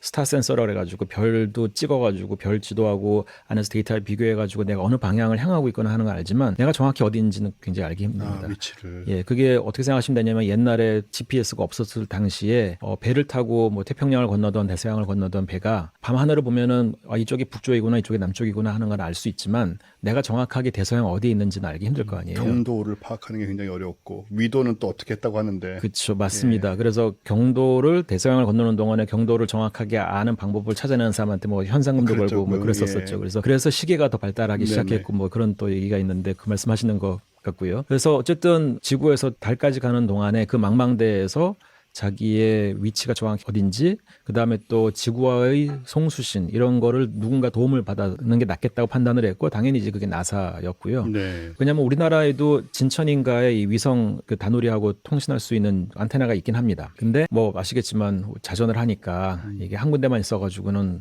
다누리하고 계속 통신할 수가 없어서 최소한 3군데는 있어야 됩니다. 이게 그 지평선 내에 내려올 때쯤에는 통신하기 힘드니까 2군데가 아니라 낮밤만 봐서 2군데가 아니라 3군데는 최소한 있어야 되는데, 이제 그걸 다른 나라에 가가지고 기지 2개를 더 만드느니 그냥 미국에 가지고 있는 딥 스페이스 네트워크라고 그러는데 심우주 네트워크 장비를 우리가 좀 빌려 쓰는 거죠. 근데 그걸 돈을 내고 쓰는 게 아니라 우주 항행과 우주 통신, 심우주 항행과 심우주 통신을 나사로부터 도움을 받는 대신에 탑재체 하나를 얹어주는. 오히려 미국은 그런 걸 더 원하죠. 왜냐면 이거는 자기들은 뭐 돈이 많으니까 돈 주고 얼마든지 또 새로운 거 만들겠지만 누군가가 이미 만들고 있는 플랫폼에다가 자기네 나라의 과학자나 뭐 기술자가 탑재체 하나를 얻으면 이건 진짜 기회잖아요. 네. 단순히 돈 이외의 이상의 것인데, 그래서 이제 탑재체를 다오하고 나사는 얘기했고, 그러면서 우리나라가 그 자리를 하나 준 거고, 이제 여기도 특이한 카메라입니다. 그래서 처음으로, 이것도 완전히 처음인데 처음으로 영구 음영적, 즉 달의 북극이나 남극 근처에 있는 크레이터들은 그 안쪽에는 햇빛이 뭐 최소한 최근 뭐 몇십억 년 동안은 안 닿은 지역입니다. 왜냐하면 달도 와블링이라 그러죠. 이 자전축이 왔다 갔다 할 수 있기 때문에 뭐 한때 옛날에는 좀 다른 곳을 향하고 있었다면 거기에 어떤 때는 햇빛이 들어갈 수 있었겠지만 최소한 최근 몇억 년 동안은 북극하고 남극 아주 근처에 있는 크레이터의 아주 안쪽은 햇빛이 직접 닿지는 않습니다.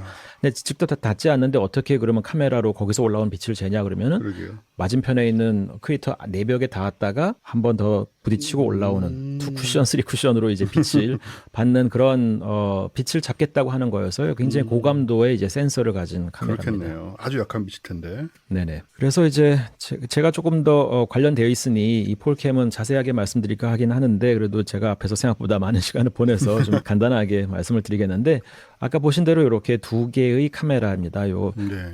바깥으로 이렇게 길게 나와 있는 거는, 이거는 왜 그 대포 카메라 같은 거 연예인들 기자들이나 아니면 팬들이 연예인을 쫙 당겨가지고 줌으로 찍을 때 보면 이렇게 앞으로 쫙 나와 있는 게, 그렇죠. 이게 옆에서 들어오는 잡광이 마지막에 센서에 산란을 일으키지 않게끔 하는 건데, 이것도 마찬가지로 보시면 되겠습니다. 일종의 대포 카메라라고 보시면 되고, 이렇게 양쪽에 2개가 있는 거는 이게 이제 운용을 할 때에 대한 상상도인데, 요게 밑으로 해서 천저라고 하고 영어로는 네이더라고 하죠. 천저 방향이 이제 이쪽 방향이면 천저에서부터 양쪽으로 45도. 이게 움직이는 방향이 남북 방향인데요. 위성이, 이 탐사선이. 근데 그 방향에 동쪽하고 서쪽 옆으로 45도를 바라보도록 되어 있고요. 양쪽 카메라를 동시에 둘 다 운용할 수 있긴 한데, 그러려면은 이 지구하고 다누리 사이의 통신에 우리가 그 밴드위스의 제약이 있어서 이 2 카메라를 동시에 운용했을 땐 데이터를 다 받을 수가 없어요. 네. 그러니까 운용을 하면 받을 수는 있는데, 그러려면은 그 해상도를 떨어뜨려야 되기 때문에 그럴 이유가 없어서 보통은 둘 중에 한쪽만 촬영을 한 다음에 이제 데이터를 받게 됩니다. 그래서 이런 운영 컨셉을 가지고 있는데, 그러면 왜 옆으로 비스듬하게 관측하느냐? 45도 옆으로 보는데, 여기 밑에 보시면 이게 위상각이라고 하는 건데요. 위상각은 태양하고 달 표면하고 카메라 사이에 있는 각입니다. 네. 점 3개를 찍으면 그 사이에 각이 하나 나오잖아요. 그래서 그 각이 한 100도 부근일 때 이 평광도가 제일 커집니다. 즉 그 위상각이 어떠냐에 따라서 같은 위치를 반복해서 찍더라도 위상각에 따라서 평광도가 좀 달라지는데요. 이 이제 평광도에 대해서는 제가 뒤에서 또 잠깐 설명드리겠습니다. 그래서 이 평광도를 관측하는 게 주목적인데, 어떤 위상각이냐에 따라 다른데, 특히 평광도가 언제가 최대가 되냐면 한 100도 부근의 위상각일 때가 최대가 됩니다. 근데 이 평광도가 낮을 때는요, 이게 평광이라고 하는 거는 여러 가지 다른 각도에서 찍은 거를 더하고 빼고 해야 되는데 특히 더하고 뺄 때는 작은 값을 더하고 빼면은 에러라는 값이 상대적으로 더 커집니다. 그래서 큰 값들끼리 빼면은 그래도 좀 더 안정적이기 때문에 평광도가 클 때를 관측하는 게 더 유리합니다. 네. 그래야만 더 정밀도가 높아져서요. 그래서 가능하면 100도를 찍으려고 하는데 100도가 더 자주 나오게 하려면은 그냥 밑을 카메라가 보면 안 되고 약간 옆으로 삐딱하게 봐야만 되는 그런 이유입니다. 그래서 여기 노란색이 보면은 이 탐사선이 한 바퀴를 돌 때를 가정한 건데 이렇게 위로 올라가서 뒤로 온 다음에 다시 이렇게 네. 될 때 왼쪽 카메라는 요 지역을 보고 오른쪽 카메라를 이 지역을 본다는 그런 컨셉을 보여주는 그림이고요. 그래서 지금 이 폴캠이라고 하는 광시야 평광 카메라는 현재도 작년 1월부터 계속 관측 중인데 이 평광 관측의 특성상 즉 특정한 위상각을 가질 때가 가장 자료가 잘 나온다는 이 이유 때문에 굉장히 오랫동안 관측을 해야 됩니다. 그리고 전 월면을 찍어야만 이게 과학적으로 의미가 있어서 지금도 관측 중이고요. 그래서 저희가 전체 지도를 짜잔하고 보여드릴 시기는 아직은 아니고 몇 달에서 뭐 한 1년 정도는 더 분석을 해야 되는 때인데 네. 근데 그래도 뭔가 보여드려야 돼서 예전에 저희가 2013년, 14년 정도에 관측을 해서 논문은 2015년에 낸 건데요. 이 정민섭 박사가 우리나라에서 달 천문학으로 처음으로 박사학위를 받은 지금은 이제 연구원이죠. 천문연구원에 있는데 학생일 때 캘리포니아, 그러니까 북캘리포니아에 가가지고 관측을 해왔었습니다. 왜냐하면 거기 날씨가 좋아서 지구에서 하면은 이게 이제 거의 3주를 내내 연달아 찍어야 되는데 네. 지구에서 그러니까 이제 우리나라 같이 구름이 자주 끼는 데서 하면 이렇게 제대로 얻어낼 수가 없어서 이제 날씨가 좋은 캘리포니아에 가가지고 관측을 했고요. 그래서 이거는 지구에서 본 거라 달의 앞면만 있고 여기 보시면 평광도인데 빨간색 쪽이 낮은 약간 7%의 평광도고 파란색 쪽이 조금 25% 높은 데입니다. 네. 그래서 요거 보시면은 혹시 이제 달에 대해서 관심 많으신 분들은 어떤 패턴이 보일 텐데 요 파란색이 바다 지역 더 네. 어두운 지역과 코릴레이션이 있고 좀 빨간색은 고원 지역하고 코릴레이션이 있는데 이런 지도를 이제 만들어냈었습니다. 그러면 평광 지도를 이제 왜 만드느냐? 먼저 읽어보시면 여기가 고원 지역하고 바다 지역을 분리를 해가지고 달의 위도에 따라서 입자 크기. 사실 이 입자 크기는 평광도와 관계가 있는데요. 제가 뒤에서 말씀드릴게요. 이 입자 크기가 그 상호 관계가 상관 관계가 있다는 거를 사실 저희가 처음으로 보였었습니다. 그 전에도 달 평광 관측을 안 한 게 아니고 60년대부터 70년대 그런 논문이 몇 편 있었거든요. 근데 그때는 일단은 디지털이 아니라 사진 건판이나 그러니까 유리 건판이나 아니면은 그 필름을 써가지고 했던 아날로그 시대였었고, 근데 이제 저희가 재밌게도 처음으로 달의 앞면 전체를 디지털, 그러니까 CCD나 CMOS로 찍은 첫 번째였었습니다. 왜냐하면 60, 70년대 이후에 한 20년, 30년 동안 달 천문학자들이 거의 활동을 안 했었습니다. 그래가지고는 달을 평광 관측을 다시 한번 찍어볼까라는 생각을 해본 적이 없었고 저희가 한 게 굉장히 오랜만이었고 그러니까 저희는 달을 앞면에 아까 보신 이 지도를 디지털로 갖고 있는 거죠. 요즘엔 디지털이라는 말을 쓰는 것조차가 좀 우습지만 너무 당연하니까 근데 예전에는 이게 데이터화돼 있지 않았던 겁니다. 그러니까 이런 연구를 하기가 힘들었어요. 고원하고 바다 지역을 분리를 해가지고 위도에 따라서 평광도 또는 이제 입자 크기를 평광도가 곧 입자 크기를 나타내거든요. 야. 이런 거를 이제 달라진다는 걸 보였는데 이게 뭘 의미하냐면은 위도가 낮을수록 입자 크기가 작다는 겁니다. 달의 표면이. 근데 그 이유는 원래 달이 처음 만들어졌을 때는 그냥 마그마 덩어리였다가 시간이 좀 지나서 식으면서 바깥쪽이 이제 크러스트라고 지각이라고 부르는데 거기가 단단해졌습니다. 왜냐면 달은 모든 천체는 다 똑같지만 안쪽으로 들어갈수록 뜨겁고 바깥으로 나올수록 이제 차가운데 그러니까 달도 처음에는 불구덩이였지만은 식으면서 바깥쪽은 먼저 딱딱해졌거든요. 피자의 바깥쪽하고 같다고 보시면 되겠습니다. 네네. 피자 바깥쪽 크러스트라고 하잖아요. 그래서 거기가 먼저 식기 때문에 이제 딱딱해지는 부위인데요. 근데 어쨌든 그 처음에는 크러스트라고 해서 굉장히 단단한 안반 같은 표면이었는데 그 뒤에 계속 혜성이나 소행성에 와가지고 충돌을 하면서 이렇게 부드러워졌고 지금은 우리가 이제 기억하는 아폴로 우주인이 가가지고 발을 딱 디디면은 발자국이 선명하게 나오는 그런 굉장히 부드러운 이걸 기억하시는 분들은 나이가 최소한 50대 이상이실 텐데 용각산 같은 용각산 소리가 나지 않는. 흔들어도 소리가 나지 않는 용각산 같은 그런 아주 부드러운 작은 크기의 흙들로 되어 있죠. 그런데 그건 다 누군가 와서 때렸기 때문인데요. 때리고 있는 현상은 지금도 일어납니다. 근데 지금 때리고 있는 애들이 주로 태양계 평면, 그러니까 태양계 원반이라 그러죠. 수금지와 목토천해가 있는 그 태양계의 원반에서 주로 오기 때문에 그런 애들이 와가지고 제일 많이 충돌하는 데는 역시 달의 적도 부근입니다. 위아래보다는 그렇겠네요. 적도가 더 많이 맞게 되고 네. 그러다 보니까 더 많이 부드러워져서 그 효과가 보이는 거고요. 근데 전에는 이걸 바다하고 고온을 분리하기 전에는 그걸 볼 수가 없었어요. 어느 게 어느 건지 알 수가 없었는데 단순히 이게 자료가 디지털돼 있다 이거 가지고 오만 여러 가지 다양한 상관관계를 그림을 그리다 보니까 이제 이게 나왔던 거였고요. 그래서 네.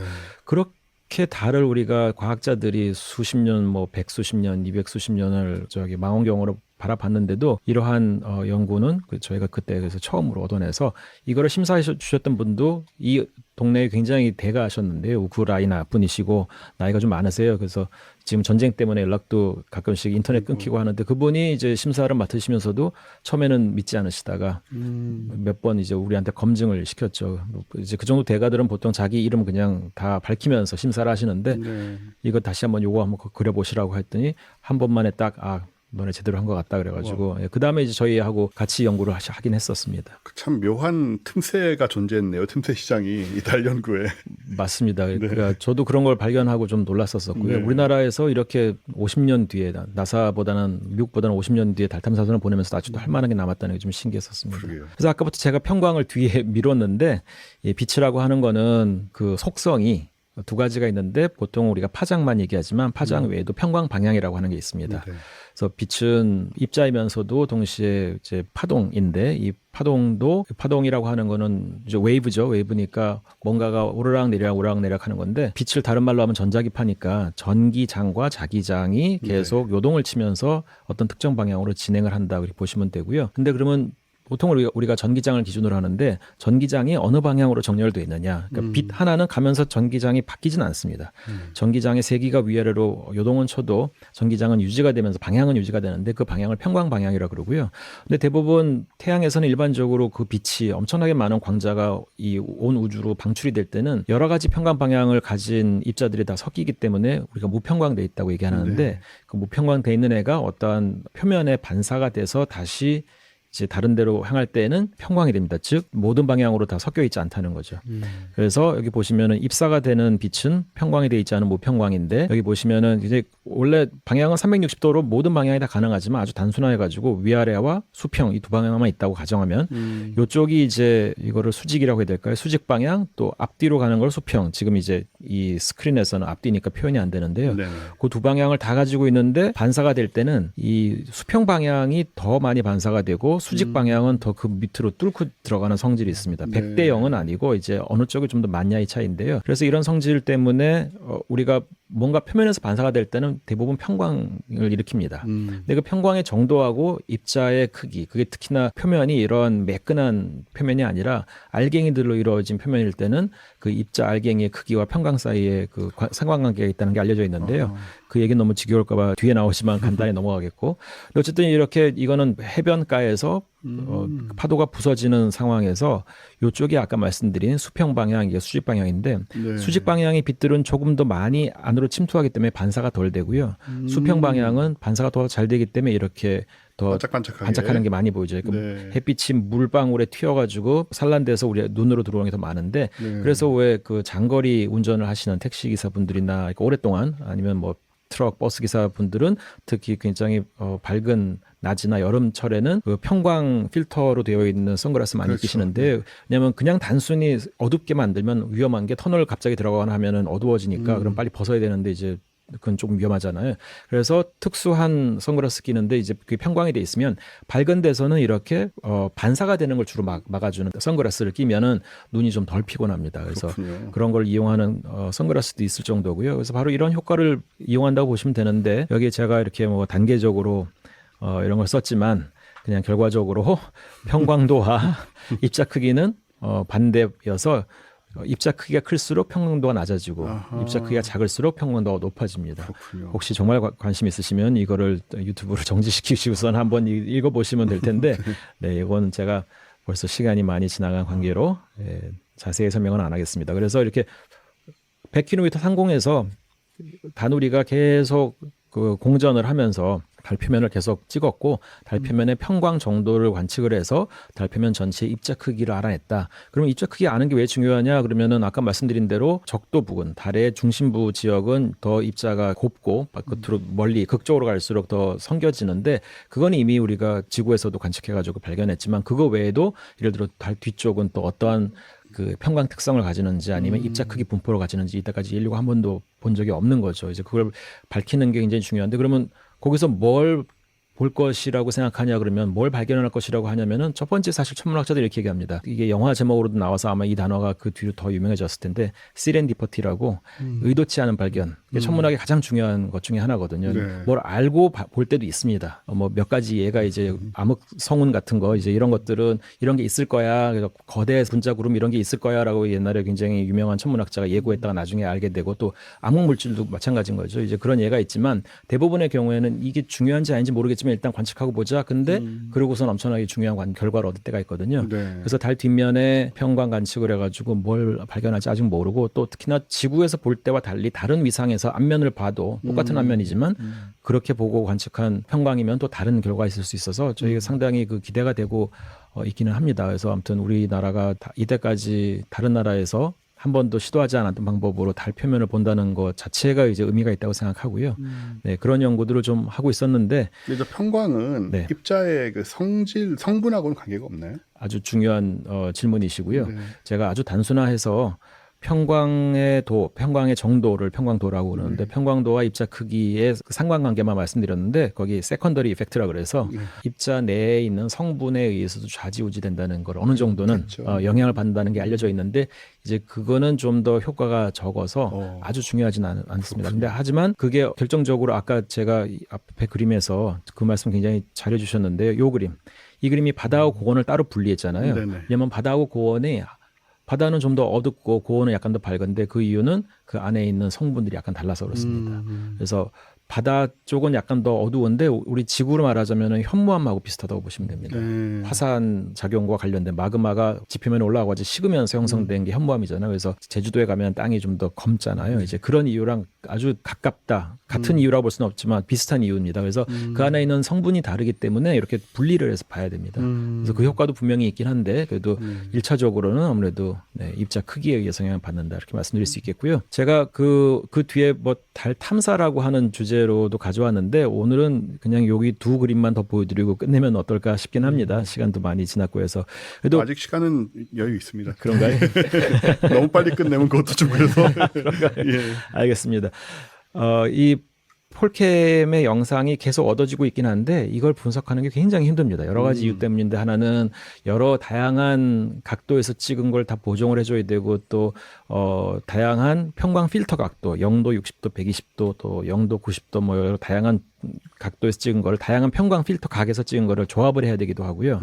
또 이게 지구를 제외한 다른 천체의 궤도에서 그 표면을 찍을 때 아까 말씀드린 천저에서 한참 벗어나서 45도나 되는 굉장히 큰 각으로 벗어나서 관측을 한 첫 번째 미션입니다.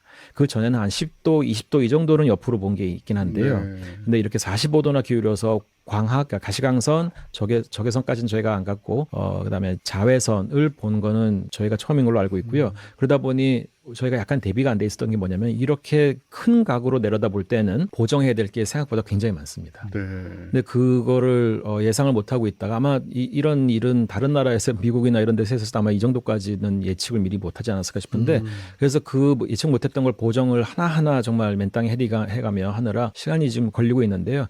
일단은 몇 가지 맛보기 영상을 보여드리는 게 이건데 이거는 아까 말씀드린 평광의 각도가 0, 60, 120 중에 120도 영상이고 이게 라이너 감마라고 하는 스월 지역입니다. 스월이라는 게 뭔가 꼬불꼬불하다 그런 뜻을 나타내는데 이게 달 표면에 가면 이런 식으로 이렇게 꼬불꼬불 여기도 있죠. 꼬불꼬불한 지역들이 수십 군데 정도 있습니다. 아주 많지도 아주 적지도 않은데 이게 어떻게 형성되느냐 하는 거에 대해서도 설이 몇 가지 있는데 그러게요. 그게 그 동네에 자기장하고 관계가 있을 거다. 그래서 자기장이 굉장히 세서 그 자기장 때문에 태양풍 입자들이 그 지역을 덜 들어갈 것이다. 왜냐하면 태양풍 입자는 결국 태양 코로나 지역의 자기장 영향을 받아가지고 그래서 거기서 자기 폭발이 일어나면서 그 근처에 있던 입자들이 같이 나오는 건데 보통 그 코로나가 있는 지역 여기서 말한 코로나는 여러 가지 맥주도 있고 또 네. 우리 몇 년 동안 괴롭혔던 코로나도 있지만 이거는 태양의 굉장히 높은 대기층의 네네. 한 이름이죠. 그래서 그 코로나 지역에 있는 입자들은 워낙 온도가 100만 도 이상이기 때문에 다 이원화되어 있습니다. 그러니까 대부분이 양성자 아니면 헬륨 아니면 전자거든요. 걔네들이 자기 폭풍과 함께 밀려 나오는데 그게 태양풍입니다. 이제 그 태양풍이 계속 불어져 나와서 지구에도 와서 때리고 하지만 지구는 지구 자기장 때문에 직접 못 들어오고 지구 표면까지 그리고 근데 다른 자기장이 전역 자기장이 없으니까 그대로 지표면을 때리는데 단 아까 말씀드린 국부 자기장 이 지역적으로 있는 데에는 직접 때리는 양이 현저하게 줄어듭니다. 그렇겠네요. 그러면 그것 때문에 이제 이 노화라고 하는 현상이 덜 생기게 되고요. 오. 그 지역은. 근데 그 자기장의 국부 자기장의 형태가 꼬불꼬불하면 이렇게 생길 것이다 생각하는 거죠. 그러면 저 부분이 젊은 부분이군요. 이를테면 덜 늙은 부분. 맞습니다. 덜 노화가 된 부분입니다. 네. 야. 그래서 만약에 이제 아까 동굴도 이렇게 태양풍이나 우주선을 피할 수 있는 좋은 그러게요. 위치이지만 네. 이런 수월 지역도 태양풍을 덜 맞을 수 있는 지역이긴 한데 여기는 또 자기장이 좀 있으니까 그게 거기서 생활하는 사람이나 아니면 안에 있는 장비에 또 어떤 영향을 줄지는 또 고민을 해봐야 될 것 같긴 그러게요. 합니다. 근데 어쨌든 이런 지역이 매우 독특하기 때문에 이게 우주 풍화라고 하는 태양풍이나 아니면은 우주선 입자들을 덜 떨어지게 하는 이런 효과가 여기에 있는 입자들의 크기도 다르게 할지 궁금할 거 아니에요. 그래서 네네. 이제 저희 특히나 이런 지역의 입자 크기가 얼마나 다른지 이제 이런 것도 보려고 하는데 그래서 이제 이 예를 하나를 여기 스월을 갖고 왔습니다. 근데 이거는 아직은 평광도까지 분석을 하지는 못했고요. 아까 말씀드린 그런 굉장히 복잡한 문제 때문에 그래서 이건 단 하나 그러니까 한 각도에서 뭐 찍은 것만 보여드리는 건데 아무튼 잘 나오고 있는 걸 보여드리고요. 그다음에 요거는 제가 이제 미리 오. 준비를 했으면 좀 더 여기가 이렇게 빈 곳이 더 채워지는 그림을 갖고 왔을 텐데 이건 7개월 전 그림입니다. 제가 이 그림을 넣을 생각을 안 해가지고 네. 가장 최근 그림을 못 구해서 그냥 7개월 전에 제가 다른 데서 발표했던 걸 가져왔는데 요 위에 있는 거는 앞면이죠. 그 경도가 마이너스 90에서 네네. 플러스 90인데 우리 지구에서 봤을 때 딱 한 중심을 당연히 0도라고 사람들이 약속을 했고요. 네네. 그래서 이게 제일 서쪽 끝에서 동쪽 끝 가지고 요거는 이게 이제 위도인데 네. 적도에서부터 위로 30도, 이제 90도가 북극이니까 거기 한 3분의 1 때까지고요. 이게 파노라마로 보여드리고 있는 건데 여기는 요때 아마 그 관측이 어떤 특정한 다른 이유로 안 됐거나 아니면 아직 거기까지 커버가 안 됐기 때문이고요. 그래서 쭉 연결돼 가지고 모자이크로 보여드리는 거고 밑에 있는 거는 또 이제 뒷면입니다. 네. 그래서 90도에서 뒤로 해가지고 마이너스 90도까지고 이것도 마찬가지로 0도에서 30도까지인데 여기 뒤쪽은 또 이 위성이 한번 달에서 돌면요. 위성의 궤도면은 항상 일정합니다. 이게 이제 이너셜 프레임이라고 해서 관성계. 네, 관성계에서 그대로 있는데 물론 아주 조금씩 바뀔 수는 있습니다. 그 프리세션은 뭐죠? 세차. 예, 세차 운동 효과 때문에 살짝 바뀔 수 있는데 그래도 대부분은 관성계 안에서는 거의 움직이지 않고 가만히 있다 보니까 태양하고의 각도가 조금씩 바뀝니다. 아무튼 뭐 그런 네네. 몇 가지 효과 때문에 어떤 특정한 경도에서는 이 위에처럼 잘 커버되지 않고 드문드문 찍힌 효과가 좀 있긴 한데요. 어쨌든 이것도 지금 7개월이 이 그림을 만든 지 7개월이 지났으니까 지금쯤은 이런 데가 거의 대부분 다 채워졌을 거라고 생각하는데 계속 돌면서 찍고 있으니까. 네, 맞습니다. 그래서 열심히 이제 이걸 만들고 있다. 그래서 뭐 혹시 1년 뒤나 2년 뒤에 제가 또 소개시켜드릴 기회가 있으면 그때는 좀 더 완벽한 그림을 보여드릴 수 있을 것 같습니다. 평광 사진이라고 하면 굉장히 다른 느낌의 이상한 사진이 나올 것 같았는데 뭐 그렇진 않네요. 네, 맞습니다. 뭐 예를 들어서 우리는 뭐 적외선 망원경, 자외선 뭐 이런 X선 망원경 찍으면은 전혀 다른 게 보이고 네, 그래서 그런 건 아니고 그냥 우리가 사진으로 찍는 느낌이랑 비슷하긴 하지만 네, 저것이 이제 학자들의 눈에는 네, 또 다른 정보를 또 준다 이런 얘기잖아요. 그렇죠? 맞습니다. 예. 네. 정확한 지적이시고요. 아까 보여드렸던 해변 그림 기억하시죠? 그래서 저희가 하는 일은 결국 이런 겁니다. 이 왼쪽하고 오른쪽을 따로따로 찍은 다음에 즉 평광 필터가 하나는 옆방향으로 있는 거, 그다음에 위아래 방향으로 있는 거, 요 두 개를 찍은 다음에 이 두 개의 차이를 비교하면 여기에 있는 입자와 여기에 있는 입자가 다르다는 걸 이제 알게 되는 거죠. 그렇겠네요. 여기는 주로 물방울이 한 거고 여기는 네. 평평한데 흙 알갱이니까 네. 그 물방울의 크기와 흙 알갱이 크기가 다르니까 이게 산란이 일어나는 정도가 다르게 되고 그러면 그게 평광도에 그대로 영향을 줍니다. 오른쪽 사진은 그냥 다 흙처럼 보이고 마치 네. 왼쪽 사진은 물이 없는 분명히, 것처럼 보이죠, 예, 오른쪽은. 물이 아예 안 느껴지고 왼쪽 사진은 물하고 흙이 구분이 되니까 저런 차이들을 통해서 이제 입자의 뭐 크기, 종류, 성질 이런 것들도 확인할 수 있다. 네, 뭐 맞습니다. 달뿐만 아니고 예. 사실 어디든지 가능하겠네요. 네. 예. 그러니까 천문학자들은 먼 거리에 있는 천체를 관측할 때는 결국은 이미지를 일단 관측을 하죠. 근데 이미지도 어떤 파장에서 보냐에 따라 다릅니다. 그래서 여러 다른 파장을 합쳐가지고 그 파장의 차이를 또 연구를 합니다. 그러면서 또 하는 게 뭐냐면은 아까 말씀드린 다른 평광을 찍은 다음에 그 차이를 또 연구를 하죠. 그래서 저희는 평광 연구를 하는 게 아주 흔하게는 안 하지만은 아주 합니다. 네. 사실 제가 달에 가서 뭘 할까 하는 구상을 막 이것저것 할 때도 우연하게 제 옆방에 있는 교수님께서 박수정 교수님이라고 아마 또 우리 홍성수 박사님도 아실 텐데 박수정 교수님께서 열심히 그때 그 남아프리카에 있는 일본 학자들이 만들어 놓은 평광 전용 적외선 카메라를 쓰고 계셨어요. 그 학자들하고. 그래서 저보고도 지금 시간이 많이 남는데 뭐 혹시 관측할 거 없냐고 저한테 물어보시길래 사실 그런 기회는 드물거든요. 대부분은 경쟁을 해가지고 제안서를 열심히 써서 그러게요. 시간을 받아가지고 관측을 하는데 이렇게 마음의 시간이 남는다는 얘기는 저 처음 들어본 것 같은데. 그렇죠. 그러니까 이거는 교도대학이었나로 기억하고 있는데 그 대학에 굉장히 적외선 평광 카메라를 만드는 걸 유명한 분이 어디서 큰 돈을 학교에서 받았는지 받아서 와. 그것도 남아공에 갔다가 만들어 놓고서는 운용을 하시면서 몇 년 한다면 이제는 그 다음부터는 본인들이 할 거는 이제 하고 싶었던 거 많이 했으니 다른 콜라보레이터를 찾아서 뭐 해보시겠습니까 하고 이제 권유를 했고 그 중에 한 분이 제 옆방에 계셨던 교수님이었고요. 그러면서 저한테도 물어보시길래 뭔가 관측은 하긴 했었어요. 그때 제 학생 한 명을 보내가지고 했는데 그게 그 일을 시작한 지 한 6개월쯤 됐을 때 제가 달에 가서 뭘 할 수 있을까 고민을 했고요. 그래서 가끔씩 제가 이제 하는 일이 뭐냐면 전혀 관계없을 것 같은 거를 연결시켜보면 어떨까라는 생각을 그냥 상상을 가끔 하는데 네. 자주 하는 것도 아니고. 근데 그때가 딱 그 생각이 들더라고요. 평광? 누가 평광을 해봤을까 하고 막 뒤져봤는데 평광으로 간 적은 거의 없었고 네, 이걸 하면 되겠다 했는데 뭐 사실 그때는 그럼 평광으로 해서 뭘 얻지 전혀 모르고 있다가 또 카이스트에 있는 다른 교수님 도움을 받아가지고 아 이게 입자와 반비례 관계가 있다더라라고 해서 아 그렇군요 하고 그때부터 또 본격적으로 연구를 시작하게 된 거였죠. 기본적으로 이 달을 이번에 그 다누리에 편광 카메라를 달아서 보내서 연구를 해야겠다는 발상 자체를 교수님이 하신 거군요. 제가 근래에는 처음 했었을 텐데요. 네. 6, 70년대 사실은 그런 걸 하려고 했던 학자들이 있었죠. 달 연구가 막 붐을 일으킬 때 러시아하고 구소련하고 미국 경쟁을 할 때 있었는데요. 그때 그거를 제안했던 분들이 다 선정이 안 된 것뿐입니다.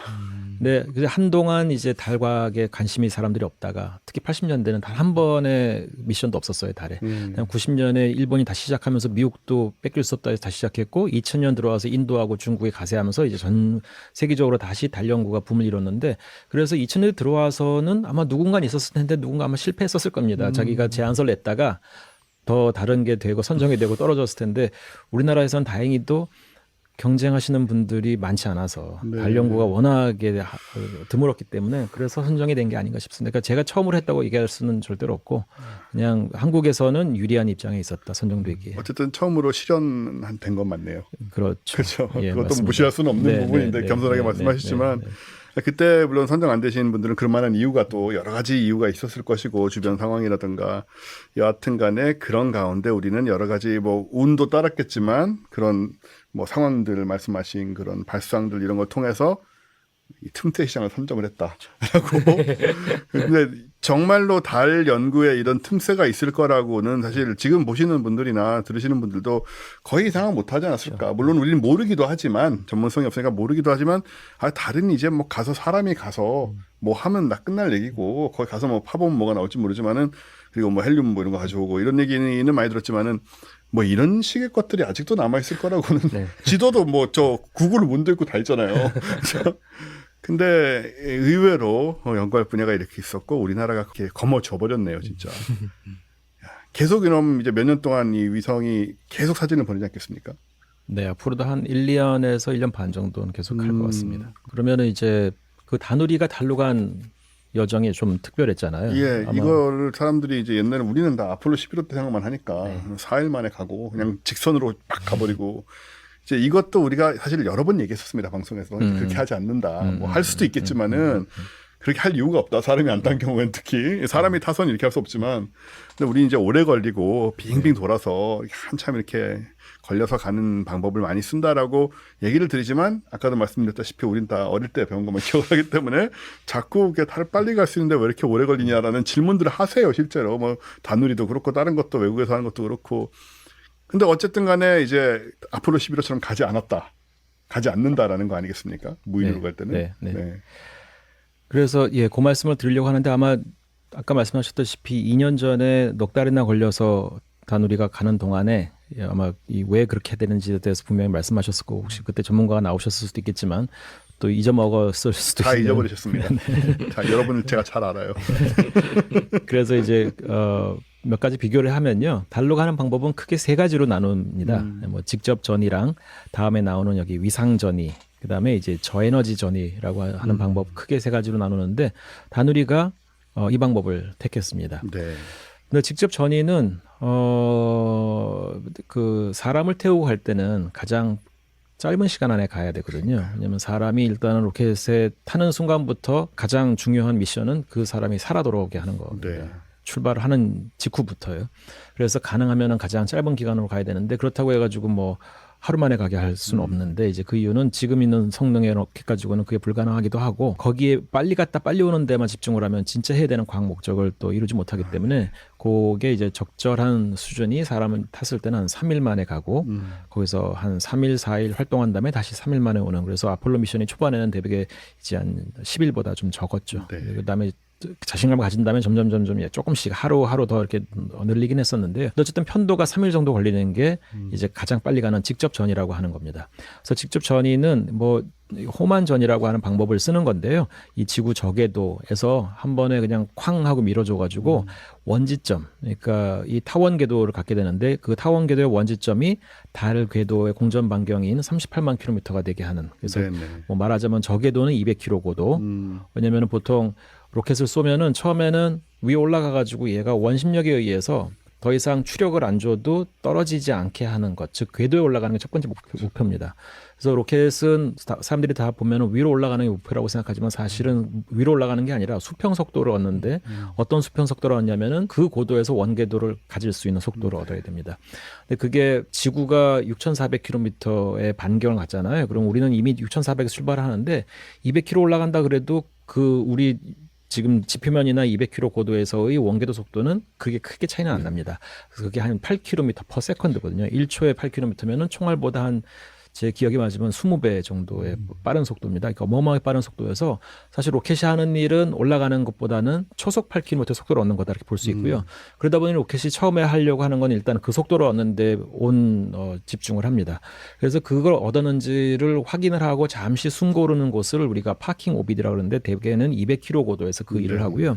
그래서 제대로 올라왔고 모든 뭐 시스템이 정상인지를 잠시 확인을 하고 그 다음에 이제 최종 목표를 향해서 다시 한번 로켓을 분사해서 가게 되는데 그때 이제 우리 다누리의 경우에는 팔콘 9으로 올라갔잖아요. 그래서 팔콘 9도 똑같이 한 200km 정도 올라간 다음에 거기서 몇 바퀴 돈 다음에 그 다음에는 달을 향해서 보내주게 되는데 그 보낼 때 한번 추력을 왕 하고 준 다음에는 그 다음부터는 그냥 무추력으로 가게 됩니다. 그게 직접 전이는 그렇죠. 무추력으로 가서 38만 킬로까지 간 다음에 거기서 가만 놔두면 다시 떨어져서 원래 200km로 와야 되는 게 이제 그게 호만전이 또는 뭐 타원 궤도의 속성인데 이게 다리 근처에 지나가게 되는 타이밍을 맞춰가지고 당연히 보내야 되죠. 근데 그래서 다리 근처에 있기 때문에 원래는 이렇게 가서 원지점을 딱 찍고 돌아와야 되는 네. 여정이 여기서 그렇지 않고 여기 확대된 게 이 그림인데 요 네모로 확대한 게 오른쪽인데 네네. 요렇게 꼬부러져 가게 됩니다. 왜냐하면 달의 중력 때문에.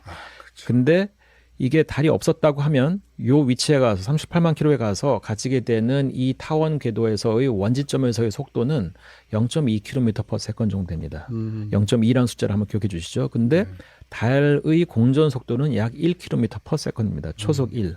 그러니까 5배가 더 빨라요. 달이 더 빠르다는 얘기입니다. 네. 왜냐면 달보다 느리기 때문에 다시 내려오는 거죠. 그러니까 이 궤도는 당연히 달보다 느려야 되고요. 네네. 그러면 달 속도를 따라잡기 위해서 0.8이라고 하는 속도를 부스트를 줘야 됩니다. 근데 그게 상당히 큰 추력이 필요하고 예. 그 추력은 오롯이 달 궤도선에 있는 추력기 가지고 해야 됩니다. 그렇죠. 지구상에서 밀어줄 때는 뭐 이게 팔콘 9으로 올라갔으니까 다누리는 팔콘 9이 밀어주면 되기 때문에 네. 그거는 뭐 발사체의 문제입니다.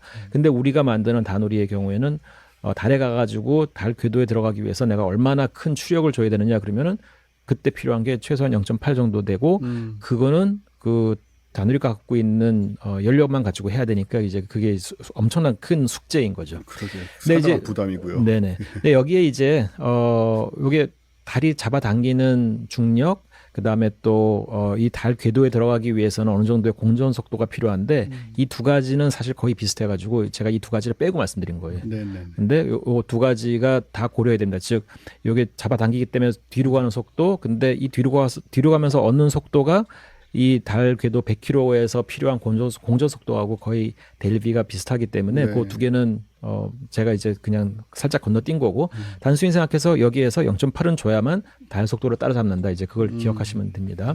그래서 이게 직접 전이고 요거는 가장 효율적으로 가는 홈완전이라고 보시면 되겠습니다. 우리 영화를 보면 뭐 우리 청취자들도 이제는 아시겠지만 항상 우주선에는 엔진이 점화돼 있고 어디를 가든 간에 엔진이 켜져 있고 그리고 착륙할 때도 그냥 들어와서 그냥 착륙하고 나갈 때도 그냥 우주로 나가잖아요. 근데 현실은 일단은 우리 지구 궤도를 타고 그런 다음에 지구 궤도를 돌다가 거기서 다시 가속을 해가지고 그걸 벗어나는 것이고 그게 뭐 초속 11.2km 뭐 이 정도가 아마 제가 알기로는 탈출 속도인데 지구에 그런 다음에는 이제 엔진 끄고 네. 관성으로 쭉 가다가 달의 궤도에 탈 때 네. 다시 이제 뭐 엔진이 필요한 뭐 그런 것이지 우리 영화에서 보는 모습은 비록 멋있으나 현실에서는 그렇지 않다는 거를 한 번 더 그냥 높아심에 말씀드릴게요. 네, 맞습니다. 그러니까 이 우주선이 지구 궤도에서 떠나가지고 이 달 궤도까지 가는 동안은 추력기를 거의 쓰지 않고요. 네. 그래서 거기서 들리는 소음들은 다 생명 유지 장치가 돌아가는 소리만 네. 들리죠. 근데 그 아까 잠깐 얘기 나왔던 아폴로 13호 때는 바깥에 있던 산소 탱크가 폭발을 하면서 그때 전원 계통에 영향을 줘가지고 이게 남아있는 배터리에 있던 전원만 가지고 끝까지 생존을 했어야 되나 뭐 이런 이유로 완전 저전력 모드로 들어갔었어야 됩니다. 그래가지고 정말 필수적인 것 빼고는 다 껐거든요. 심지어는 컴퓨터도 껐었습니다. 그 전기를 안 쓰게 하기 위해서. 그러면서 이 생명 유지 장치도 제일 낮은 상태로 유지를 하면서 굉장히 조용했다고 합니다. 우주 공간에서 아무것도 없는 상태에서. 게다가 또 한 명은 돌아올 때쯤에는 그 안에서 뭐 감기였나 다른 것 때문에 아파가지고 그 영화 아폴로 13호 영화 보시면 기억하시겠지만 그 중에 한 명은 맨날 식은땀 흘리고 있고 아마 다들 고역이었을 것 같긴 한데요. 네. 그 돌아온 게 정말 용하죠. 그 상황에서. 그렇죠. 기적이었습니다. 말도 안 되는 얘기인데. 완전 기적이었습니다. 예. 컴퓨터 다 껐다고 알고 있고 그래서 그 안에서 우주 비행사분들이 이제 궤도를 직접 또 손으로 계산하셔가지고 그런 얘기를 또 들은 적이 있습니다. 다시 한번 말씀드립니다. 위대한 실패였습니다. 훌륭합니다. 진짜로. 네, 그다음에 두 번째가 위상전이라고 하는 건데요. 요거는 한 번에 달 궤도까지 가지 않고 네. 몇 번을 돌아가지고 원지점을 조금씩 올려서 원지점이 38만 킬로가 마지막에 되게 하는 방법이고요. 이게 이제 우리 원래 다누리가 가려고 했던 그랬었죠. 방법이었죠. 사실 그 다누리 갈 때 우리가 한번 얘기 드리긴 했었죠. 저걸로 가려고 했다가 다른 방법으로 갔다 이제 네. 그런 얘기 드리긴 했는데. 이게 이제 가는데 걸리는 시간 좀 더 걸리기 때문에 사람이 탔을 때는 이렇게 갈리는 좀 확률이 적고요. 앞으로도 아무리 우주선이 안전해진다 하더라도. 근데 사람이 타지 않았을 때는 이 궤도가 가진 장점이 좀 있긴 한데요. 그건 또 설명하자면 길어지니까 여기서는 안 드리겠고 어쨌든 이게 다누리가 원래 가려고 했던 거였는데 다누리의 중량이 처음에는 500kg 목표였다가 550kg로 늘었다가 나중엔 678kg까지 늘어가면서 다누리가 갖고 있는 다누리에 탑재된 연료 거기에 이제 궤도 제어, 자세 제어용 추력기가 있는데 그 추력기에 들어가는 연료의 탱크는 너무 일찍 정해버리는 바람에 나중에 총 중량이 우주선의 중량이 늘면서 상대적으로 그 추력기에 쓸 수 있는 연료가 작아진 거죠. 연료 양은 똑같은데 네. 본체가 무거워지니까 이걸로 쓸 수 있는 횟수가 줄어든 겁니다. 그럼 그거는 뭐 연료 탱크 이런 거를 다시 설계하기에 좀 늦었던 건가요? 늦은 것도 있고 아마 말씀하신 것처럼 하나를 바꾸면 다른 데 다 영향을 주는 것도 있고 또 금액 비용 문제도 있었던 것 같고 제가 내부 사정은 잘 알기는 힘든데 아무튼 좀 초기에 연료 탱크의 크기를 너무 일찍 잡은 게 정해버린 게 문제의 좀 요인이었다 이렇게만 알고 있습니다. 네네. 그래서 그걸 바꾸기 힘들었던 것 같고요. 그러면서 이 위상전이로 가기가 힘들어졌죠. 왜냐하면 같은 원래 무게보다 무거워진 무게의 다누리를 달 궤도에 여기 아까 보신 요 지점에 가가지고 여기서 따라잡게 만드는 데는 좀 더 많은 연료가 필요했고 네. 그러다 보면은 달 궤도에는 어찌어찌 들어가지만 달 궤도에 가가지고 원래 목표로 했던 100km 원궤도 고도를 유지하는 데에는 남은 그 연료가 너무 적었었습니다.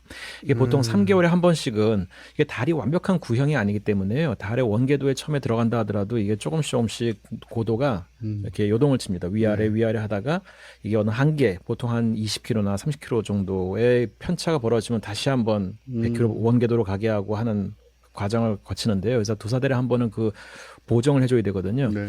근데 지금 이 중량이 늘어난 다음에는 그 보정을 한 번을 할 수 있을까 말까 정도밖에 안 됐다고 합니다. 그러니까 원래 1년을 목표로 했던 임무 기간이 뭐 3개월, 6개월로 줄어들게 되니까 이게 이제 문제가 돼서 결국 나사 측에서 다른 제3의 방법을 제안을 했는데 그게 바로 앞에 나오는 뒤에 나오는 저에너지 전이 방법이었고요.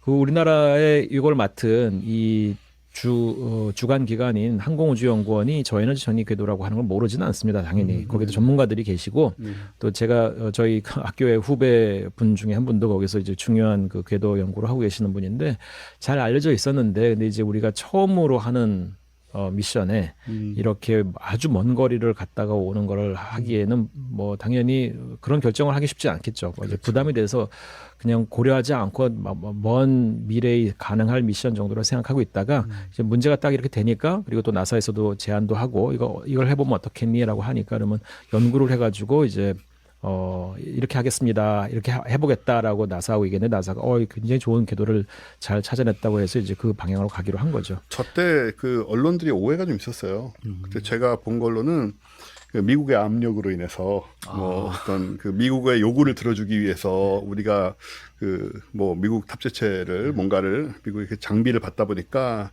요구를 들어주기 위해서는 어쩔 수 없이 이제 상황을 바꿔야 되고 그래서 궤도를 훨씬 더 어렵고 먼 궤도로 수정해야 되는 그런 굉장히 불합리한 상황처럼 사실 묘사가 됐었던 적이 있었고요, 언론에서. 그래서 그걸 그냥 보면 그렇게 생각이 되잖아요. 아이고, 이런 것까지 우리가 이렇게 간섭을 받고 이렇게 저렇게까지 막 큰 변화를 줘야 되는 상황인가 이렇게 저도 이게 보면 그런 생각을 하다가 근데 저는 그래도 여기서 이제 하던 통밥이 있으니까 저런 식으로 일이 흘러가진 않을 텐데 하고 이제 그때 여쭤봤을 때 그런 거는 아니다. 뭐 그게 무슨 뭐 압력이고 뭐고 이런 쪽으로 생각할 필요는 없다고 그때 얘기를 들었었는데 그게 아마 여러 가지 사실들에다가 그 사실 이제 그 각 주체의 선악을 부여를 하다 보면 그런 시나리오로 가는 것 같은데 지금 나오는 것들 중에 요소 하나하나는 틀리진 않는데요. 이제 그걸 어떻게 엮어가지고 스토리를 만드냐에 따라서 이게 많이 달라질 수도 있습니다. 근데 제가 말씀드리는 것도 저도 전원 들은 거기 때문에 얘기를 건너서 들은 거라 뭐 이제 제가 알고 있는 버전을 말씀드리면은 사실 항공우주연구원에서는 처음에 이렇게 된 다음에 그러니까 3개월에서 6개월밖에는 원궤도를 못 가겠다 100km. 그래서 그러면은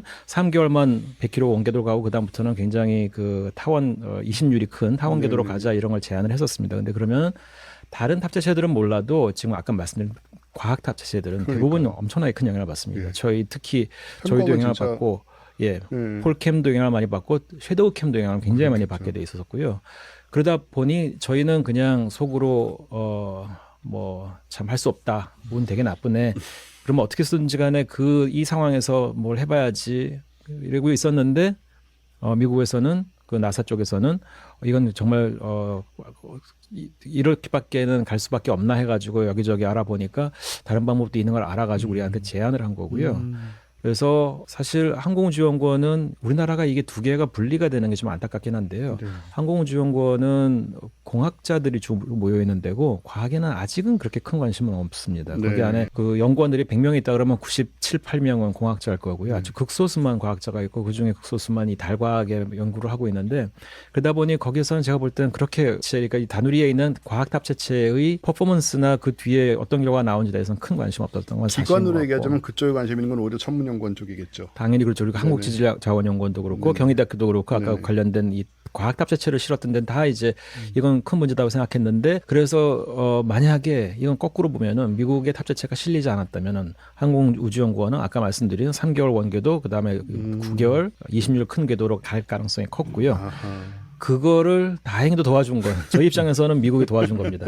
미국이 다르게 보면 미국에 와가지고 이것저것 이렇게 저렇게 간섭한 것 같지만 저희한테는 구세주였습니다. 과학자들한테. 그래서 왜냐하면 그들도 과학을 하는 입장이었기 때문에 섀도우캠은 그래서 확실히 이제 어느 쪽에서 보느냐에 따라서 스토리가 굉장히 달라지는데 구세주가 나타나서 근데 항우연 내에서도 아마 달 궤도를 하는 팀에서는 우리한테도 더 큰 좋은 기회다라고 생각했을 수도 있습니다. 왜냐하면 네. 그냥 위상전이로 가는 건 뭐 인도도 했고 일본도 했고 중국도 했고 다 했는데 근데 우리는 처음으로 하는 미션에 저에너지 전 궤도라고 하는 걸 하는데 이게 굉장히 큰 모험이기도 하지만 기회이기도 하잖아요. 이게 처음이었던 거죠. 전 세계적으로. 그렇지는 않고요. 그건 아니고요. 일본이 한번 일본이. 이것도 얘기가 약간 긴데 90년대 초반에 갔던 시험용 달 근처를 지나가는 위성이 그때도 한번 일본이 달에 가깝게 가는 걸 놓쳐가지고 이 궤도선이 히텐인가 그런 걸 기억하는데 얘가 우주 미아가 됐었어요. 제대로 못 탔군요. 예, 제대로 원래 목표로 한 대로 못 가가지고 그냥 네. 달을 스쳐 지나가서 저 멀리 갔는데 그때 JPL, 그러니까 나사의 연구소 중에 하나에서 너네 지금 이렇게 된 거 이러이러한 저에너지 전이게 들었으면 남아있는 연료 가지고 다시 돌아와서 달에 포획될 수 있어라고 알려줬고 그래서 일본이 흔쾌히 받아들여가지고 그걸 합니다. 그래서 전 세계에서 처음으로 저에너지 궤도로 간 거는 그 히텐이고요. 근데 그때도 달에 완벽하게 포획되지는 않고 목표는 그게 아니었기 때문에 달에 가까이 와가지고 지나가고 다시 이제 갔는데 그래서 그때가 처음이었고요. 그다음 두 번째는 미국이 십몇 년 전에 그레일이라고 하는 위성을 달 궤도선을 두 개를 동시에 보낸 적이 있었는데 그때는 하나의 로켓을 쏴가지고 달로 가면서 두 탐사선 사이의 거리를 일부러 이제 시간차를 띄우기 위해서 네. 그게 목적이라고 보이는데 그래서 이 저에너지 전개궤도를 쓴 적이 있고요. 그렇군요. 근데 우리나라가 처음인 거는 달 궤도에 진입시키는 게 목표인 미션 중에 처음에 위상 전이를 가려고 했다가 중량 초과로 피치 못하게 저에너지 전이로 바꾼 경우는 우리나라가 처음입니다. 네.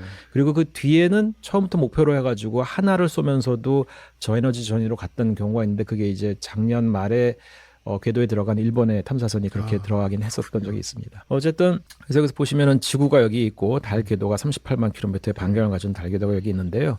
여기 보시면 이쪽이 태양 쪽이고요.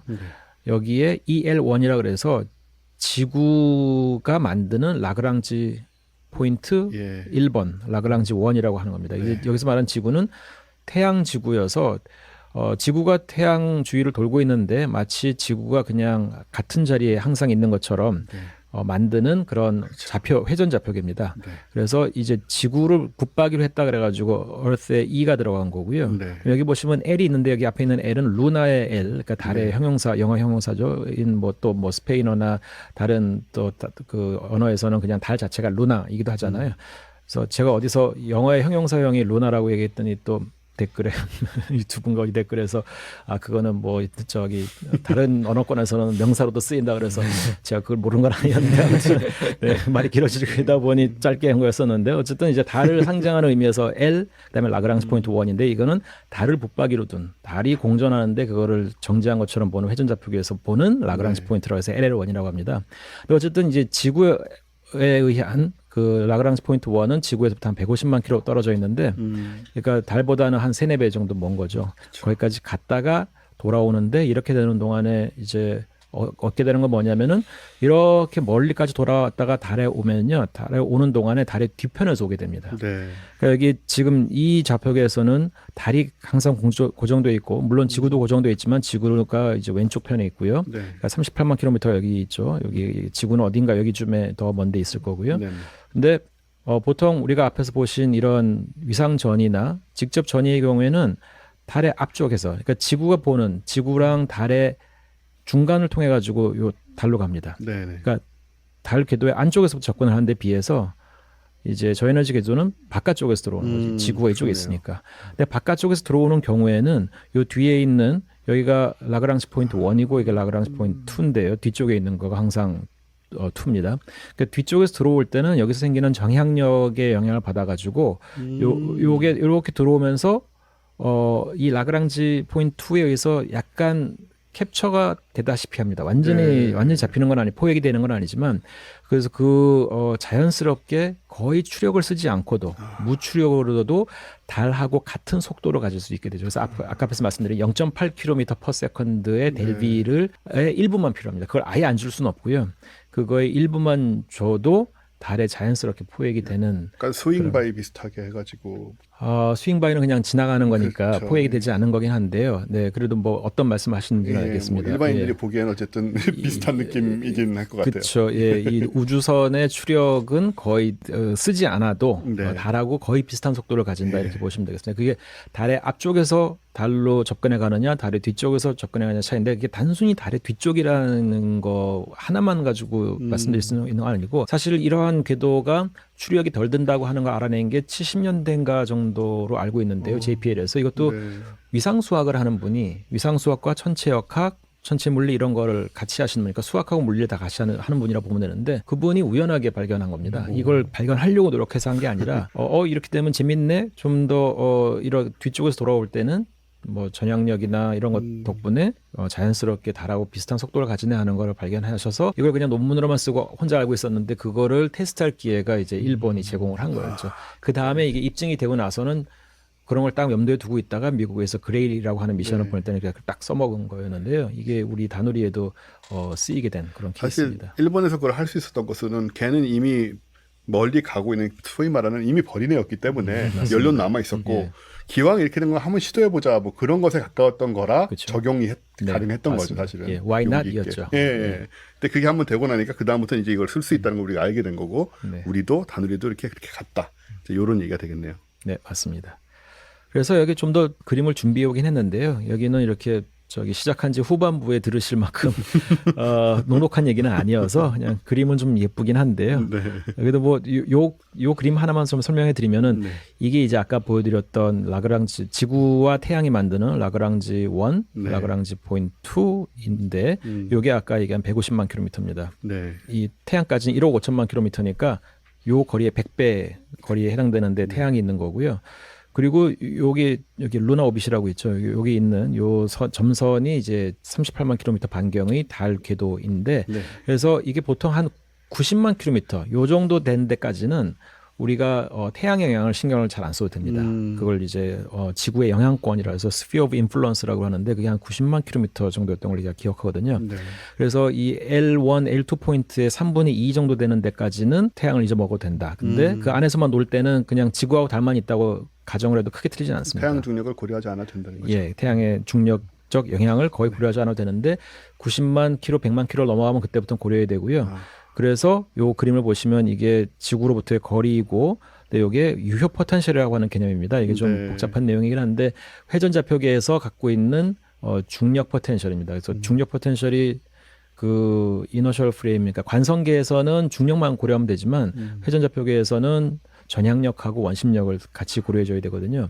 그래서 그것 중에 이제 전향력이라고 하는 거는 속도하고 관련이 있기 때문에 이 그림에 표현할 수가 없고 보통 원심력까지 이제 집어넣은 거를 유효 포텐셜, 그러니까 중력 포텐셜과 원심력을 합친 거를 유효 포텐셜이라고 하는데 이게 유효 포텐셜 그림이고요. 네. 그래서 이게 빨간색으로 갈수록 붉은색으로 갈수록 더 밑으로 떨어지는 포텐셜이고 요 초록색 거쳐서 파란색으로 갈수록 점점점 위로 올라가는 포텐셜이라고 보시면 되고요. 그래서 지구 근처에 이렇게 이거를 이제 뭐 오벌 모양이라고 그러죠. 타원 모양의 분지가 있다고 보시면 됩니다. 그래서 여기를 벗어나면 다시 태양 쪽으로 포텐셜이 떨어지는 거고요. 여기도 L2를 지나면 다시 포텐셜이 내려갑니다. 그리고 우리 지구는 이 방향으로 움직이고 있는데 앞뒤 방향으로는 포텐셜이 높아지는 그런 형태이고요. 그래서 요 밑에 있는 분지를 그린 게 바로 이겁니다. 옆에서 요 단면을 컷해가지고 이 높이로 포텐셜 높이로 보여드린 건데 보시면은 여기 한 안쪽에 한 30만 킬로미터 정도만 여기에 쏙 들어가 있지 그 바깥은 굉장히 평탄합니다. 네. 그래서 요 X축을 반을 잘라가지고 오른쪽만 X축을 로그 스케일로 그린 게 이건데요. 지구에서부터 바깥으로 멀어져서 포텐셜이 올라가다가 달이 여기 위치해 있고요. 네. 그다음에 조금 더 멀리 가서 150만 킬로미터의 라그랑지 포인트가 있는 데인데 이 언저리가 다 포텐셜이 비슷합니다. 그렇네요. 그러니까 이 얘기는 뭐냐면은 지구에서 달까지 38만 킬로미터까지 보낼 때 필요한 처음에 보낼 때의 델비라고 하는 추력하고 이 150만 킬로미터처럼 먼 데까지 보내는 추력이 별반 차이가 안 듭니다. 근데 그 차이가 안 드는 건 아주 중요하진 않은데 왜냐하면 그거는 어차피 그거는 발사체가 밀어주거든요. 그러니까 팔콘 9이 밀어주는데 아주 조금만 더 돈을 그러니까 연료를 쓰면은 네. 달까지 갈 게 150만 킬로미터까지 가게 되고요. 그 다음에는 아까 말씀드린 대로 이렇게 뒤로 돌아오는 경우 이렇게 뒤로 돌아오는 경우에는 이 L2 포인트 근처에서 형성되는 전향력이 얘를 약간 낚아채주는 그런 형태가 되고 거기에다가 또 여기 보시면 아까 보여드린 앞에 있는 요 포텐셜 모양을 확대를 해가지고 그린 건데 여기가 지구고 이쪽이 L1, L2고 태양이 왼쪽에 있습니다. 근데 여기에서 이 아까 보여드린 게 포텐셜 모양이 완전히 원형이 아니라 타원형인데요. 네. 그러다 보니 아주 작지만 여기가 이사분면하고 사사분면에서는 이 프로그레이드 방향, 우리 태양계의 모든 공전 자전 방향하고 같은 방향으로, 근데 네. 1사분면과 3사분면에서는 반대 방향으로 향하는 힘이 살짝 존재하게 됩니다. 근데 그 힘 덕분에 어떤 일이 일어나냐면 여기서 보시다시피 여기가 처음에는 원래 이렇게 돌고 있었거든요. 저궤도에서 200km 고도에서 이렇게 돌다가 팔콘 9이 탁 밀어줘가지고 쫙 위로 올라가는 건데 태양이 없으면 원래 이렇게 돌았다가 다시 돌아가야 됩니다. 근데 태양 때문에 전향력이 생겨가지고 오른쪽으로 항상 우리가 북쪽에서 내려다볼 때는 전향력은 오른쪽으로 돌고, 그러니까 시계 방향으로 돌거든요. 그래서 이렇게 돌아가지고 내려오는데 내려오는 동안에 여기 이 이사분면에서의 이 약한 힘, 이게 원형이 아니라 약간 찌그러져 있기 때문에 생기는 그 힘 덕분에 얘가 가속을 받습니다. 내려오면서. 가속을 받아서 원래는 근지점이 200km였어야 되는데, 왜냐면 근지점에서 밀어줘가지고 원지점 150만 km까지 가는데 갔다가 그대로 원래 홈한 궤도처럼 타원 궤도처럼 그대로 들어오면 다시 200km로 떨어져야 되거든요. 네.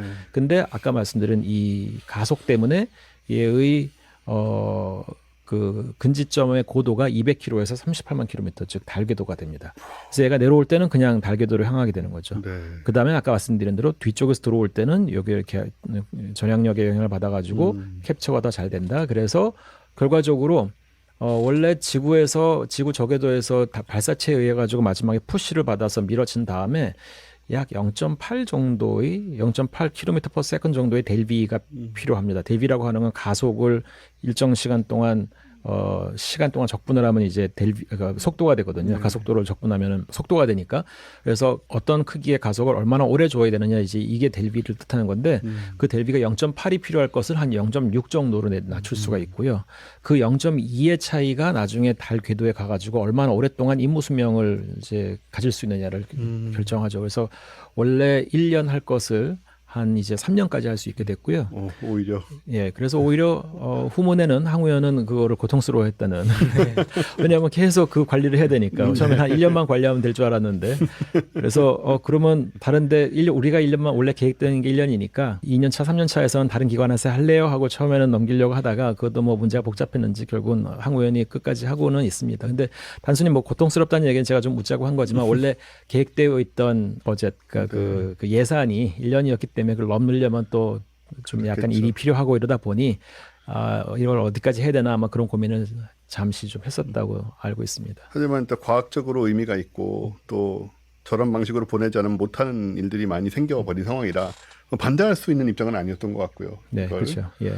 얘기를 이게 되게 복잡한 얘기 같지만 사실은 되게 단순화해서 얘기를 하자면은 우리가 굉장히 멀리 갔다 오는 거니까 우리가 SF 영화에서 본 그 모습이라면 그러니까 항상 엔진을 켜고 있고 뭔가 그런 식으로 다니는 우주선이라면은 연료가 훨씬 많이 들 것 같지만 그게 아니고 일단 어떤 상황에 도달을 하게 되면 그 다음부터 연료가 거의 안 드는 게 우주 공간인데 이거 같은 경우에는 이제 예를 들어서 언덕에 그 발사체 이제 1단, 2단, 뭐 3단 로켓을 가지고 이제 궤도에 올린 다음에 그 다음에 궤도를 벗어난 다음에 어느 지점까지 도달하면은 그때부터는 그냥 쭉 간다라는 연료가 더 들지 않고 거의 그러니까 평지가 나온다는 거죠. 그냥 그렇죠. 언덕까지 어느 언덕까지 올라오고 나면 평지가 나오는데 여기 마찰력도 없는 평지라서 그냥 그대로 쭉 가는데 이게 조금 가나 멀리 가나 별로 차이가 없다.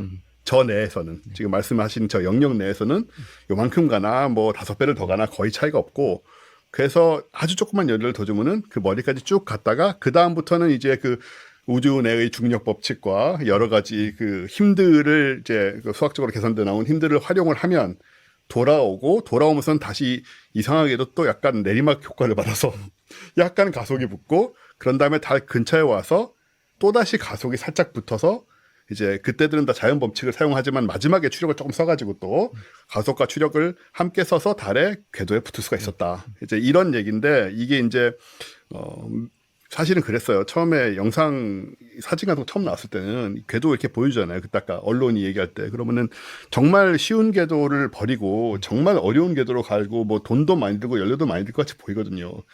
선을 봐도 이 거리 차이가 엄청나게 나니까.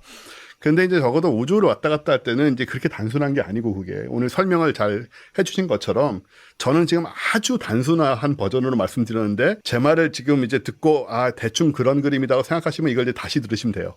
다시 듣거나 다시 보시면서 이게 이렇게 적용이 된 거다라는 걸 우리가 충분히 지금 이해할 수 있는 설명을 들은 것 같습니다. 네. 그리고 또 참고로 말씀드리면 저 왼쪽 아래에 이제 그 라그랑지 포인트 1, 2를 말씀해 주셨는데 저 지구 태양 궤도에서 회전 좌표에서 L2 포인트에 잘 알고 계시는 그 JWST를 그렇죠. 포함한 여러 우주 망원경들이 저기 L2 포인트에 이제 가 있다. 를 참고로 말씀드립니다. 뭔가를 보내놓고 고정시키기 좋은 곳이죠. 그렇죠. 그래서 예전에 그 케플러 우주망원경 같은 경우도 플러도 저기 있고. 그런 식으로 가 있었고 맞습니다. 그렇게 써먹는 곳이 네. 이제 라그랑주 포인트. 네. 제가 항우연에 대해서 너무 좀 비난적으로 얘기한 것 같아서 하나 그래도 좋은 얘기를 좀 하자면요. 여기 보이시는 이 빨간색 세모점이 네. 다누리가 달 궤도까지 진입할 때까지 이 자세, 그러니까 궤도죠. 궤도 조정을 했던 네, 위치입니다. 그리고 원래 최소 7번이 계획되어 있었는데 4번밖에 안 했고요. 그때 이제 추진을 해야 되는 거죠. 그때 이제 궤도가 가는 방향을 조금씩 틀어줘야 됩니다. 예. 그래야만 그 아까 말씀드린 근 지점이 38만 킬로미터의 달 궤도로 올라가기 때문에 그 원하는 궤도로 가기 위해서 항상 보정을 좀 어느 정도 해줘야 되는데 스러스터 같은 거를 써. 맞습니다. 추력기로 하이드라진 추력기를 써가지고 이제 해야 되는데 그때 연료를 이제 줄이는 게 정말 관건이죠. 아까 말씀드린 대로. 근데 그거를 7번 하려고 하다 4번을 했기 때문에 연료를 좀 더 세이브했고요. 네. 그러면 왜 예정된 7번이 아니고 4번만 해도 됐느냐 하면은 굉장히 기발한 아이디어를 냈는데 이것도 제가 몇 주 전에 그거의 핵심적인 연구를 하고 그거를 또 성사시킨 내부 연구원한테 들은 얘기인데요. 이 위성들은 자세 제어를 해야 됩니다. 애터튜드 컨트롤러에서 항상 바라보는 방향이 원하는 방향으로 하도록 해야 되는데 그러려면은 위성체 또는 우주선의 끝쪽에 붙어 있는 걸 쓰면은 이제 거기서 토크가 생길 테니까 그러면 자세 제어를 할 수 있지만 그러면은 추력기에 연료가 다 바닥나면 더 이상 돌릴 수가 없잖아요. 그래서 뭘 어떻게 하냐면 모멘텀 힐이라고 해서 리액션 힐이라고 부르기도 하고요. 굉장히는 아니지만 어느 정도 무게를 갖는 바퀴를 안에서 빠르게 돌립니다. 빠르게 돌리고 있다 그 속도를 살짝 다르게 하면 전기로 그거는 이제 태양 전지판을 이용해 가지고 전기로 살짝 다르게 하면은 위성이 반대로 도는 거죠. 그렇겠네요. 총 운동량을 총 각 운동량을 보존하기 위해서 네네. 그래가지고 이제 애터튜드 컨트롤이라고 하는 걸 하게 되는데요. 근데 그게 어느 특정한 한 방향으로 계속 위성을 포인팅을 하다 보면은 이 모멘텀 휠의 속도가 점점 증가할 수가 있습니다. 네네. 물론 원래 모멘텀 휠은 속도가 늦었다 빨라졌다 하긴 하는데 이게 어떤 특정한 방향으로 계속 쌓이게 되면은 너무 빨라지죠. 너무 늦어지는 건 문제가 없지만 모멘텀 휠이라고 하는 게 속도가 빨라지는 데는 제약이 있을 거 아니에요. 너무 빨라지면 가끔씩 그 속도를 일부러 늦춰줘야 됩니다. 근데 늦춰주면 결국은 그 방향으로 위성이 원치 않게 돌게 되는데 그렇겠네요. 그걸 어떻게 하냐면은 아까 말씀드린 추력기, 스러스트를 써가지고 막아주는 거죠. 그래서 아주 가끔씩 추력기를 써서 자세 제어를 하고 그 외 대부분의 경우에는 모멘텀 휠이라고 하는 걸 쓰게 되는데요. 이런 작용을 모멘텀 덤핑이라고 합니다. 이 모멘텀 휠에 모멘텀을 덤핑하는 거를 그렇게 표현하는데 근데 그거를 할 때 그 덤핑하는 방향이 지금 가고 있는 다누리의 궤도 조정에 필요한 방향으로 그거를 작전을 짜가지고 잘 계획을 세워가지고 했답니다. 일석이조의 효과를. 그렇죠. 그래서 이런 방법이 있다는 거를 이 나사 사람들도 듣고서는 이게 정말 가능하냐. 그리고 이거를 또 이 항공우주연구원이 이걸 아주 완벽하게 해놔가지고 아까 말씀드린 대로 7번 대신에 4번밖에 안 했고 네. 연료를 원래 예상보다 더 세이브를 해서 이제 이걸 운용하는 팀에 더 큰 골치가 됐을 수도 있는 이런 농담이었습니다만 아무튼 그거 하나는 아주 완벽하게 잘했다. 그래서 지금 뭐 논문으로 작성하려고 준비하고 있다는 얘기 들었습니다. 뭐 이걸 보내는데 누가 잘못되길 바라겠습니까? 네. 다들 이제 각자의 입장에서 열심히 하는 것이고 역할을 하는 것이고 결과적으로 그래서 잘 되고 있고 그게 또 제대로 발상이나 혹은 생각의 아이디어가 나왔더라도 그게 뭐 실행이 안 되고 결정이 안 되고 하면 또 안 돼 버리는 그런 일이고 굉장히 복잡한 그런 임무라고 할 수 있는데 어쨌든 간에 다들 합심을 해서 네, 지금 잘하고 있다. 네. 예. 전부 계획대로 잘 되고 있고 오히려 더 오래 하게 된 그런 부분은 사실은 저도 이제 그 뭐 관하고 일도 해봤으니까 이게 정말 길어지면은 뭐 예산이라든가 인력이라든가 여러 가지 복잡한 문제가 생기긴 합니다만은 뭐 당연히 그거 감수하시고 하실 거라고 항우연에서도 생각을 하고요. 어떤 재미있는 이제 이런 얘기를 우리가 전에 하긴 했는데 관여하신 교수님께서 나오셔가지고 그렇게 자세하게 또 얘기를 해줘가지고 한 번 또 우리 다누리는 계속 지금 움직이고 있기 때문에 달에서 한 번 또 환기하는 계기도 됐고 또 다시 한번 말씀드리지만은 이게 뭐 어떤 음모론이라든가 혹은 뭐 강대국의 국익을 뭐 어쩌고 이런 쪽으로만 생각할 필요는 뭐 세상 살다 보면 그런 데 있겠지만은 이제 매사를 그런 식으로 생각하는 것도 곤란하고 그건 현장에 계셔서 직접 관여하신 분들이 가장 잘 아시지 않을까 생각이 들어서 우리끼리 뭐 그런 얘기를 할 필요는 없을 것 같아요, 진짜로. 근데 처음에는 이제 언론에서도 내용을 잘 모르는 상태에서 이제 얘기만 듣고 이제 정말 말씀하신 대로 추리를 한 거죠. 이런 식으로 뭐 힘이 작용, 정말 한쪽이 선이 되면 한쪽이 악이 돼야 된다든가 뭐 이런 그림들을 또 사람은 또 본능적으로 자꾸 그리곤 하니까. 그렇죠. 예, 근데 뭐 그거는 아니다라고 얘기 드릴 수 있을 것 같고요. 우리가 지금 달 얘기를 사실은 3태 성지에서 자꾸 하고 있는데, K 박사님이 스타쉽 얘기 많이 하시면서 그래서 달이 이제 현실이다. 한참 열광적인 그 정복의 목표였다가 그 이미 수십 년 전 얘기 아니겠습니까? 그 다음부터는 거의 잊혀져 있다가 늘 눈에 보이지만 이제 뭐 달에서 뭐 할 게 뭐가 있겠느냐라는 느낌이 나올 정도로, 그리고 우리 모두 달에 갔는데 69년에 이미 달에 갔는데 다들 이제 21세기가 되면 화성도 가고 심지어 목성도 가고 뭐 이럴 거라고 생각하고 심지어 유인으로 목성도 가고 2001년 스페이스 오디세이 보면 2001년도에 좀 거기 사정이 급하긴 했지만 2001년도에 사람이 타고 목성에 가잖아요. 뭐 이런 걸 상상을 했는데 여러 가지 어른의 사정으로 인해서 이제 그런 일은 일어나지 않았고 여태까지. 하지만 다시 시작됐습니다. 그래서 우리도 한국도 이제 여러 가지 계획을 갖고 있고 미국 전 세계가 많은 사람을 또 달에 보내고 싶어하고 달에 다시 착륙하고 달에 있는 심지어 자원도 가져오려고 하고, 그래서 달은 현실이 되고 있다. 그 얘기를 다시 드리면서 추석 특집은 아니지만 다음 달이지만 달을 이번에 이제 추석 때 보시면서 그런 생각을 좀 하시면 좋을 것 같아요. 저기 지금 단우리가 돌고 있다. 눈에는 안 보이지만 분명히 우리가 보는 단우리가 돌고 있고, 그리고 다른 인간들이 보낸 여러 위성과 장비들이 가 있고, 그리고 머지않은 미래에 다시 사람이 내릴 것이고, 저희가 스타쉽 얘기 진짜 많이 했거든요. 3태 성주 보세요. 거기 3태 성주는 여러분 우주 탐사예요. 절반은 그냥 우주 탐사 프로그램이었어요. 지금까지는. 나머지 AI니 뭐 이런 얘기, 딴 얘기를 좀 했었고, 기술 얘기를. 스타쉽 같은 경우도 지금 굉장히 뭐 야심찬 기획이잖아요. 굉장히 많은 사람과 물자를 달에 보낼 수 있다는 거. 그다음에 그 미국의 아르테미스, 전 세계가 협업하고 있는 거지만 그 아르테미스 계획하고 이제 연결이 돼가지고 큰 역할을 또 하려고 하고 있는데, 여하튼 그런 얘기 하시는 분도 계세요. 미국이 저렇게 크게 뭐 사람도 많이 보내고 뭣도 많이 하고 입이 저러고 있는데 우리까지 뭐 굳이 할 필요가 있나, 이런 얘기를 하시는 분들이 계세요. 근데 그런 건 아니다. 삼태 성제도 얘기 드렸지만은 이거는 마치 뭐랄까요? 지금 당장 우리가 달에 가서 뭐 헬륨을 캐오고 뭐 이런 작업을 할 수 없다 하더라도 이제 우주로 진출하는 것은 인류의 정해진 운명입니다. 누가 가든 간에. 그리고 그 정해진 흐름 속에서 이루어지는 일들은 지금은 보이지 않아요. 지금 눈에 보이지 않지만 누군가가, 아까 천문학에서도 우연히 많이 있었다고 말씀하셨던 것처럼 가서 누군가가 무엇을 경험하고 무엇을 발견하고 뭔가를 선점해 갑니다. 당연히 우리도 거기에 같이 흐름을 따라가야 되죠. 그래야 100년 전, 뭐 50년 전에 우리의 오류를 반복하지 않는다. 눈에 보이는 것만 해서는 미래를 대비할 수 없다. 그게 과학의 정신이기도 하고, 또 특히 이제 실용적인 측면으로 얘기하자면 뭐 그 외에 여러 가지 과학의 정신이 있겠습니다만은 그렇게 생각이 되고요. 그래서 달 보시면서 그런 생각 좀 하시라는 거. 그리고 김성수 교수님이 관여해서 보내신 그 기자재가 저기 눈에 보이지 않지만 돌고 있다. 편광 열심히 촬영하고 있다는 거, 그것도 한번 생각해 보시길 바라겠습니다. 네, 오늘 나와주셔서 감사했고요. 계속 좀 이 많은 편광 데이터를 실험해 주시기를 바라며 네. 다음번에 뭐 많이 촬영 진짜 다 돼가지고 이게 정리가 될 때쯤 해서 한번 다시 나오셔서 우리가 무엇을 그래서 알게 되었나 이런 것도 얘기해 주시면 좋을 것 같아요. 네, 알겠습니다. 네. 홍순우 박사님 오늘은 비록 역할이 적었지만 아닙니다. 네, 다음 달에 또 재밌는 얘기로 다시 만나 뵙기로 하고 네. 그럼 저희 9월 달에 다시 별에는 사람들 만나 뵙겠습니다. 네, 수고 많이 하셨습니다. 감사합니다. 고맙습니다.